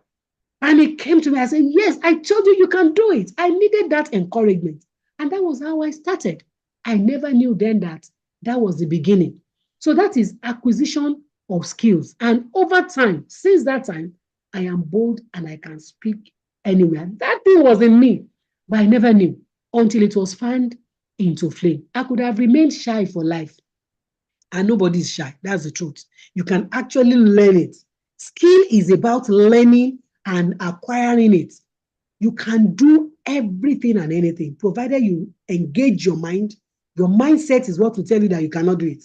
But if you tell yourself that you can do it, then you are on and you'll be able to do it. Now, by the time you have acquired the skills, then you start applying it to your work. All right? That is how to balance it. So all the skills I have now, of course, in my office as a pharmacist, do I also need the skill? Of course, yes, I do, because I have to be talking to patients every day. I have to be talking to my staff every day. Imagine that I'm shy and I cannot talk. You know that I'm in trouble. I have to face, sometimes I need to face my boss and say, sir, sorry, I'm not going to do this one until you release that one. And by the time I'm talking with all the seriousness and frankness in my voice, they will all answer me and they will attend to my matter. So that is where I balance my skill with my work. And of course, the skills that I acquired is when you're acquiring skill, you are also acquiring knowledge. You are acquiring data. So by the time you are speaking and you are working with data and you are speaking, everybody will listen to you. All right, that is very important. That is how you balance it. And in case at any time, I just see that, I don't know how to do this. Like, you know, doing presentation in pictures. I just attended one seminar and I saw that the person presented in pictures. And I told myself, I can do this. I remember I came to Bracola, I said, come and teach me. How do they use, there is the name they call this, how do they use it to do picture in all these things? And he just taught me some things. So when my son also came, I said, come and teach me how to do this thing. So he taught me and he did one. And since that time, I will just go and carry the one that he did. I will start doing on my own. I will be learning on my own personal development. And today, I can just sit down and prepare my slides and put all the skills into action. And my work is nice. In fact, when Bracola saw my slide, he just said, you know, and he just said, this one, you did not do this one, you know. I said, I knew I was supposed to do something to it, but time was against me. And he was able to do it. And that's what skill, balancing your skill with your work is about. Now, there's another question here. How do we work on our mental health so as not to affect our work life? Yeah, mental health is about your emotions. You must be in charge of your emotions. Everybody has emotions, all right? Everybody. You have some soft spots to some people. You don't have some soft spots to some people. It is about your feeling. It is about what you think of what you see. You are the one that is in charge. For example, now, if I look at you and I just do my eyes like this, what do you interpret it to be? You are the one that's going to interpret it. If I do like this, you think that I'm waving at you, Abi. If I do like this, say, Ombu Yami, How does this one become Ombuyami? Where is murder and abuse in just me opening my hands? It is because over time, some people have interpreted this thing to be this thing. So sometimes when I'm driving and one Okada or one taximan want to drive rough and I just say, hey, Ori, I go drive myself. I'm driving car. He's ready to abuse me, but I'm not interested in his abuse because I'm not his mate. And I will not equal myself. I will not dignify him by even attending to him or even considering him at all. And I go with my own business. And like that, I am okay. So I'm in charge of my mental health. But you can just imagine that a taxman will just say, only you pay, and you just park your car and say, today we are going to finish it. You are abusing me. And I start fighting myself because of what? Meanwhile, I have an appointment to keep. Why should I waste my time with somebody that has nothing to do? He is on his own appointment. His office is the road. Abi, he's just looking for a patient to carry. So what is my own problem? Me, I have somewhere that I'm going. So how do you balance your mental health? Just in your mind. Put any form of distraction, keep it away. Anything that will make you happy. Laughter is medicine. I tell people, make yourself happy. Nobody is going to make you happy. Even in the midst of trauma, in the midst of trouble, there is something good. You know, maybe because we work in a hospital, if a patient dies, for example, everybody will be crying. And I'll just tell myself, this patient was in pain. When he was in pain, nobody was crying. Now he's out of pain and everybody is crying. Why are they crying? That person, death, has brought perpetual end to his pain. He's gone.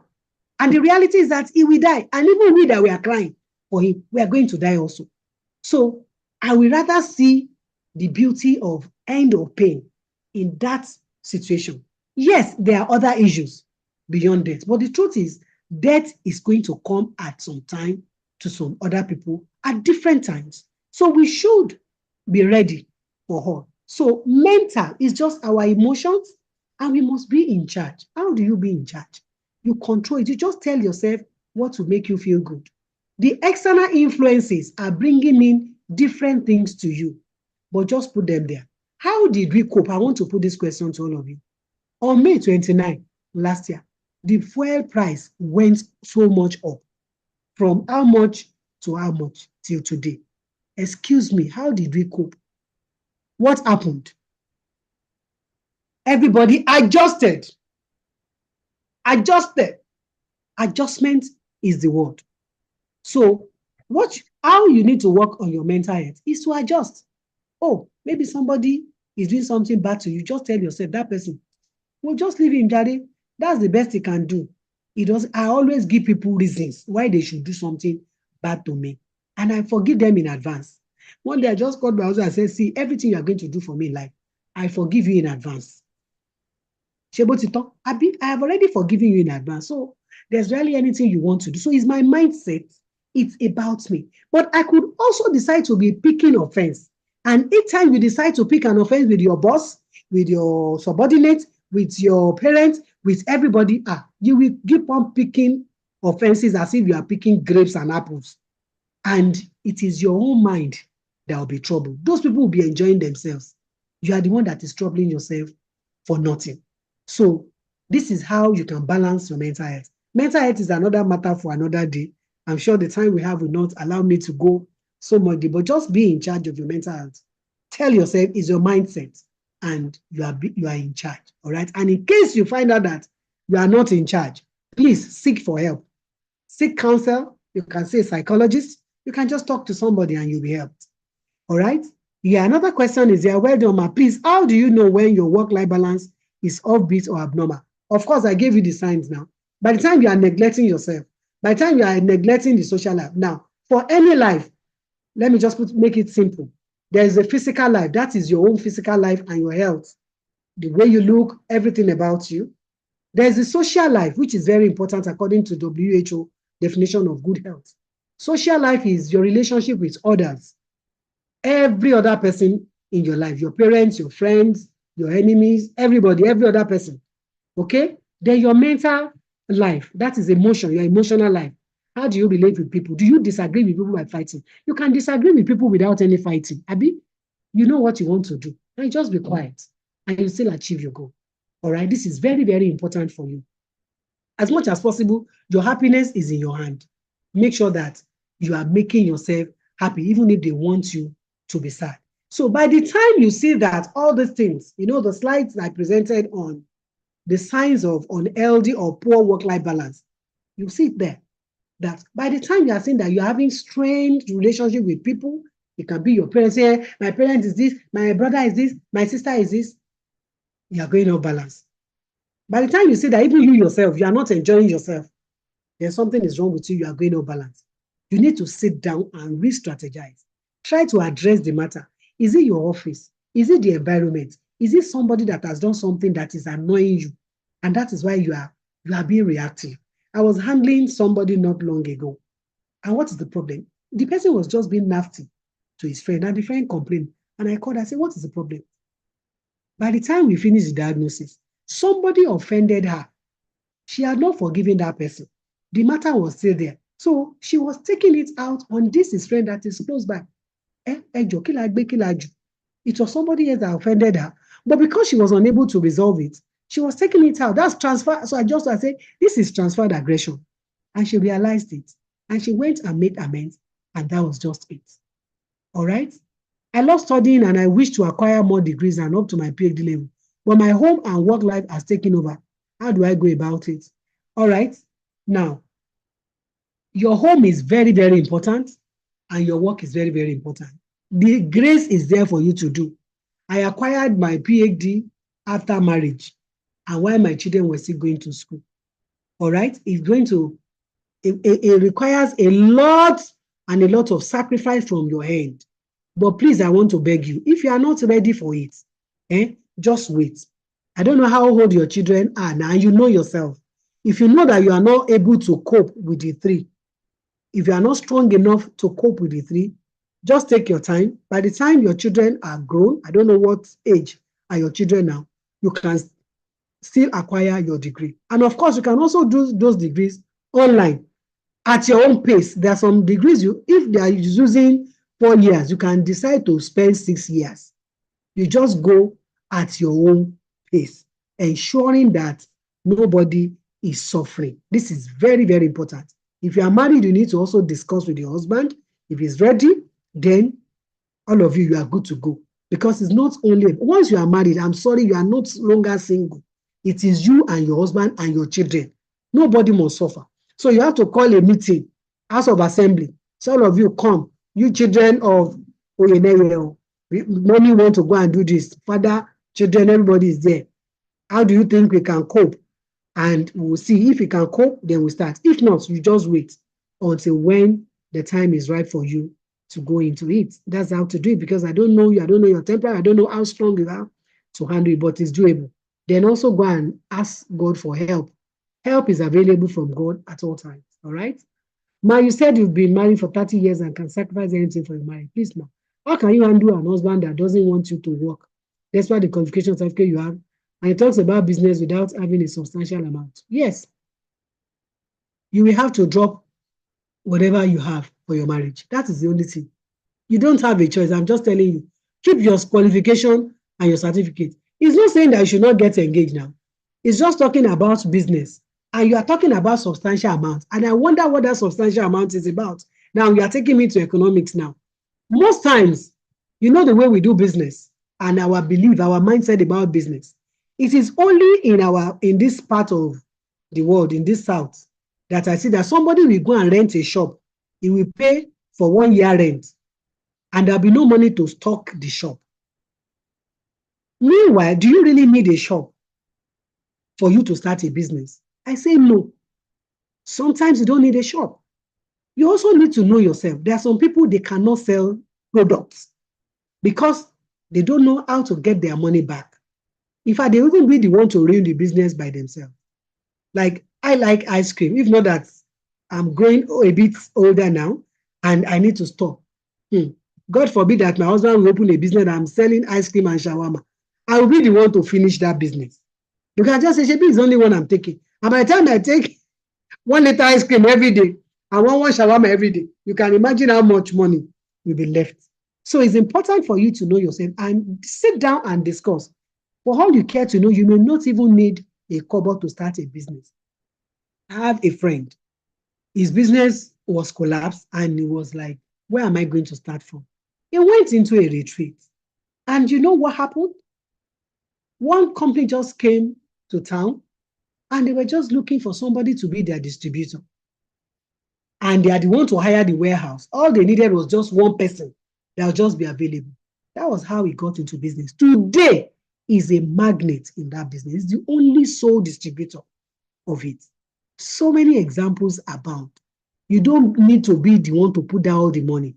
Just agree with your husband. Once you are married, I'm sorry for you. You cannot run your life on your own. It's not possible again. The day you were dancing and you were signing, I do, you are doing everything that day. And now you cannot say you are not doing again. Do, you must do. So if your husband is saying that his business, I want you to be doing, yeah, my husband, where do we start from? You to be creative. Go and sit down and meditate. I talked about mindfulness. That's meditation. Just sit down, look at your area where you are staying, and just look at what is available, what is not available. Look at the gaps that you have there and decide to fill in the gaps. That's all. There's something for you to do. It is the people around that you need to do business with. By the time you study and you go around your area alone, you will see something that somebody is not doing. You see a service to render, you see a product to sell, and you may not necessarily need so much money for that. And remember, I told you that people are also your resources. All right? You can even approach a sole distributor. Look at those people that are selling pure water and iced Coca-Cola in go slow everywhere. Do you know that they don't have any money that they put down? It's only one person they need or two to stand as their guarantor. There are some business distributors that have already iced the drinks. You will go there, collect maybe 12 or 24, you will sell, remove your own gain, and return the money. They did not invest a kobo, apart from themselves, their body. Remember those 6 resources I told you. Your brain, which should be sharp and be thinking. All right? And your body, keep yourself in good shape. Bathe yourself in the money. Look nice. Relate well with people so that somebody can stand in for you as your guarantor and say, don't worry, this person is not going to run away. Be honest, be truthful. And they give you 12. You will sell the 12. Maybe it's 50 naira that is your gain on 12. That's already 600 naira. Go back, give them their own money. Take another one. Before you know what is happening, in a matter of 2, 3, 4 months, you already have money. Or you don't have a guarantor. Go to where they are selling food. Tell them that you want to wash plates. You don't need any skill to wash plates. Go to a restaurant that, please, let me be helping you to wash plates here. They say, no, we have enough people. I say, please, ma, let me just be working. Even if you don't have money to give me, I will still help you to wash. That's volunteering. Do you know that as you are washing, you will be eating? They will give you food. And the first day, second day, third day, they say that you are consistent. The woman may just say, well, let's bring this person in. And she's dutiful, and we are not giving money, and she's doing all these good things. They will give you food to eat. You will eat morning food and afternoon food. What again do you need? Before you know what is happening, they will absorb you in. And the money you are looking for, you will have it. You may even become a manager even in that restaurant. And you may even learn so many things that you can even start. You will know where they are taking credit of gari, credit of meat, credit of oil, because you have known people. They say, we used to see this person in this place. This is where she works. And somebody can stand for you, and you can actually start your business without that very big money. The big BCI you are seeing, 21 years going, I'm sure my brother will tell you how he started. I'm sure the first system he used was not even a system. He borrowed the system. And today he can even buy system for the whole of Abeokuta or even for the whole of Lagos. So that is what it's all about. Once you are married, explore your marriage. There's something in you and there's something in your husband. You can complement each other and do good business. Thank you. All right. Thank you so much. Thank you so much, man. I think somebody else asked a question, but I think you've answered something like that.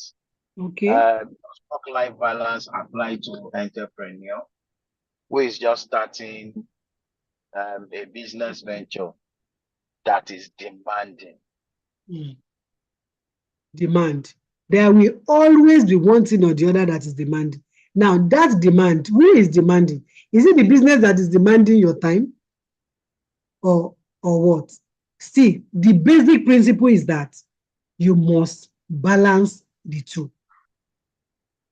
There is no demand that should take sleep away from you consistently. If you don't sleep for 5 days, you will have mental challenge. I'm telling you, you will be sick. If you work for 5 days and say it's so demanding and you are not eating, you cannot even cope now. You will be hungry. You will still eat. All right? What we are saying is receive help. Okay? Receive counsel. I remember, sorry that all the examples I'm using is just Bible. See, that is my guideline for life. When Moses had a lot of work to do, he was sitting and he was the one doing all the, became the chief magistrate in Israel. And the father-in-law just came to visit. And the father-in-law saw him doing, he will do this one, he will do this one, from morning till night. And he went to Moses and said, Moses, this thing you are doing is not good though. Instead of doing it this way, borrow wisdom from me. Set up some people. Train them. Let them be doing small, small matters. Then when it comes to big, big ones that they cannot do for you, you refer.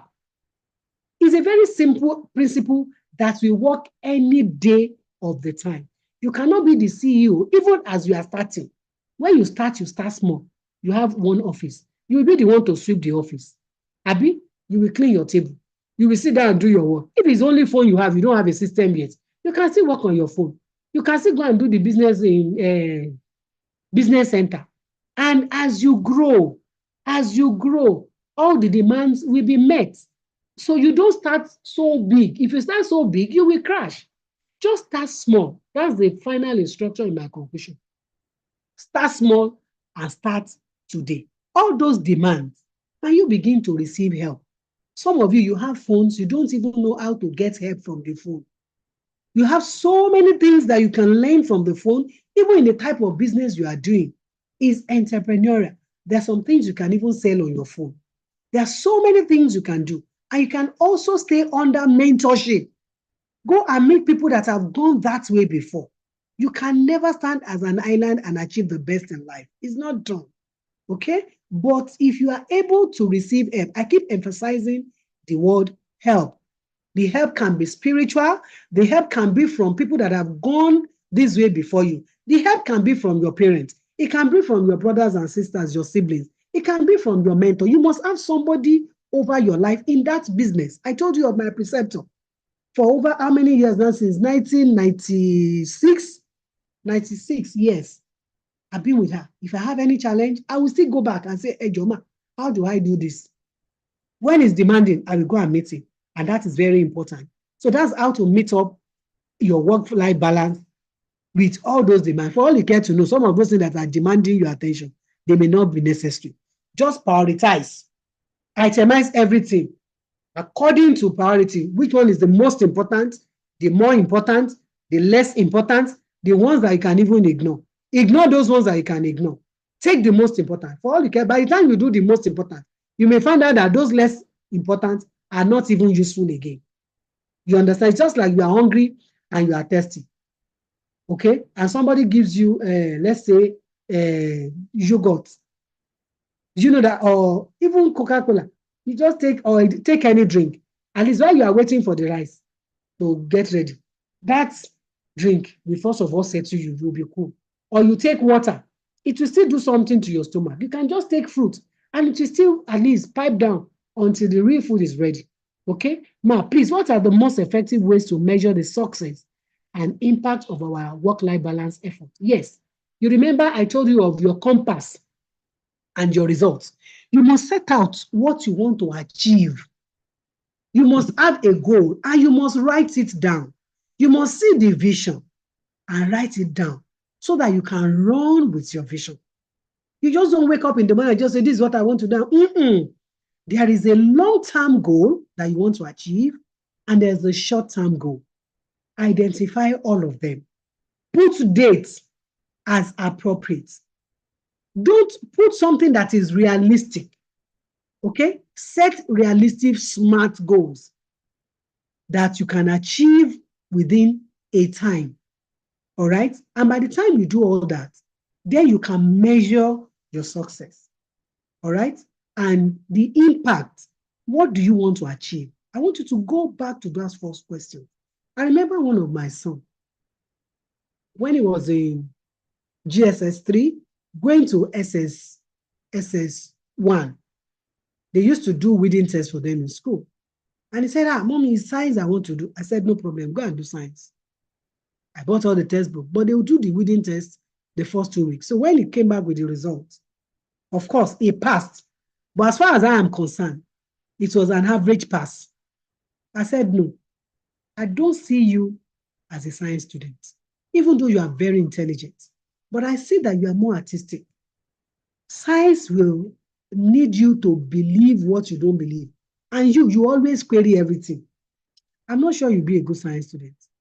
Go and think about it by yourself and go and change it. So I gave him all the reasons, all the information he needed.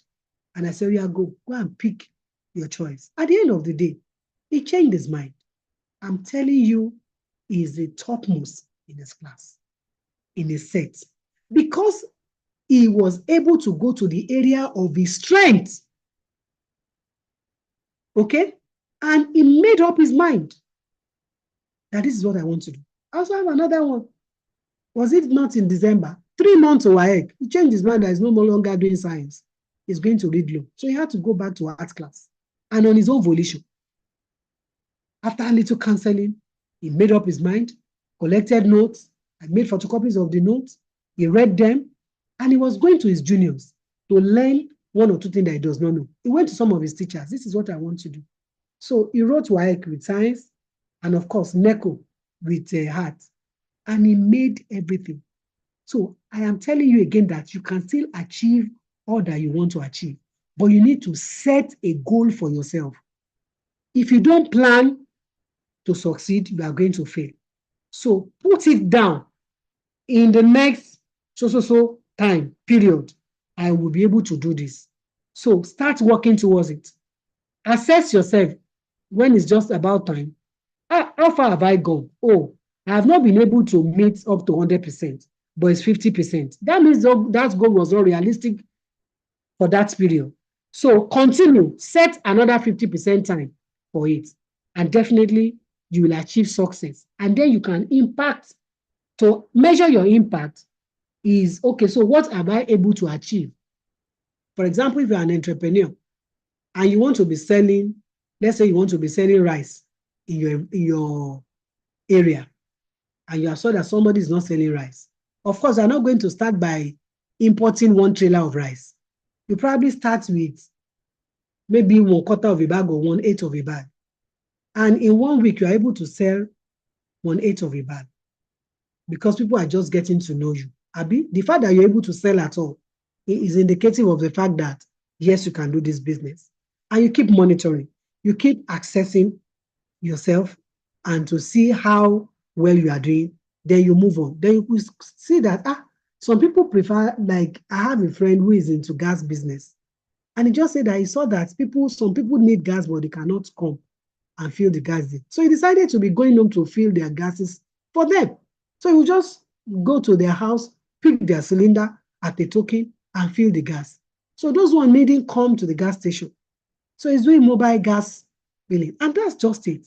And assessing, he saw that actually he's still making some money also from that. So you are the one to set out the goal. What do you want to achieve? Once you know what you want to achieve, then decide, how do I achieve it? If you need help in your planning stage, please, I keep emphasizing the need for help. Some people have gone through this way before you. Your parents, they know you, they know your strengths, they know your weaknesses. One of my sons said, you want to be a pilot. I say, you, lie. You that when you are cooking in the kitchen, when you open the cover of palm oil, you will not cover back. That is how you put people inside the aeroplane, and you will not, you will forget to lock the door. I say, you are not a meticulous person.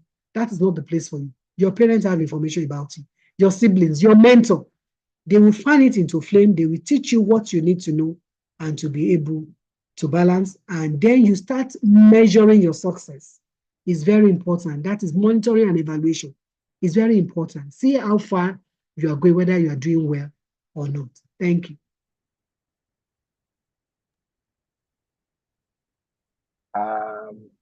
Thank you so much, Dr. Mrs. Oyene. This has really been so insightful and it has really been so impactful. We really appreciate this. And I know everyone must have, you must actually have learned one or two things from this. And I sincerely want to appreciate everyone. Everybody has stayed up till now. And for you to have stayed up till now, I mean, it's obvious that you have learned one or two things. All right. Once again, let me thank Dr. Mrs. Oyene. I mean, it's really been so impactful. Thank you so much. Thank you very, very much. You're welcome, sir. All right. I think with this, we come to the end of this training. The training was put together by JULALEX Training Academy, and it was sponsored by Background Check International. So we appreciate BCI. I think this is part of their 20th anniversary CSR. All right. JULALEX puts this type of trainings together every month. So another of this type will be coming up in August. The time and the dates will be put across to us. All right. This particular one was totally sponsored by BCI, like I said. But the next one will be a paid one. And I mean, just to get feedback from us, what do you think a training like this, what if you had to put a price tag to it, what would you have charged if you were the one that put it together? You can put it in the chat box for me to learn also how much you think a training like this should cost. A 2-3 hour training. All right. A feedback form will be sent to every one of us. We would love to get your feedback. Please fill it as objective as you can, objectively as you can rather, and kindly submit back. And of course, for everyone that participated in this JULALEX Training Academy, we'll be sending your certificate onto you. A course or training that that comes with certification. And sincerely speaking, I'm not even sure you can get the volume of information that Dr. Mrs. Funke has reeled out today on work-life balance, and then on becoming more professional. How do you develop yourself as a professional? All right. So thank you so much, everyone. Would appreciate your presence again next month when JULALEX will be coming up with another training that is all along the line of personal development. All right. So God bless you all, and bye bye. Thank you so much, man.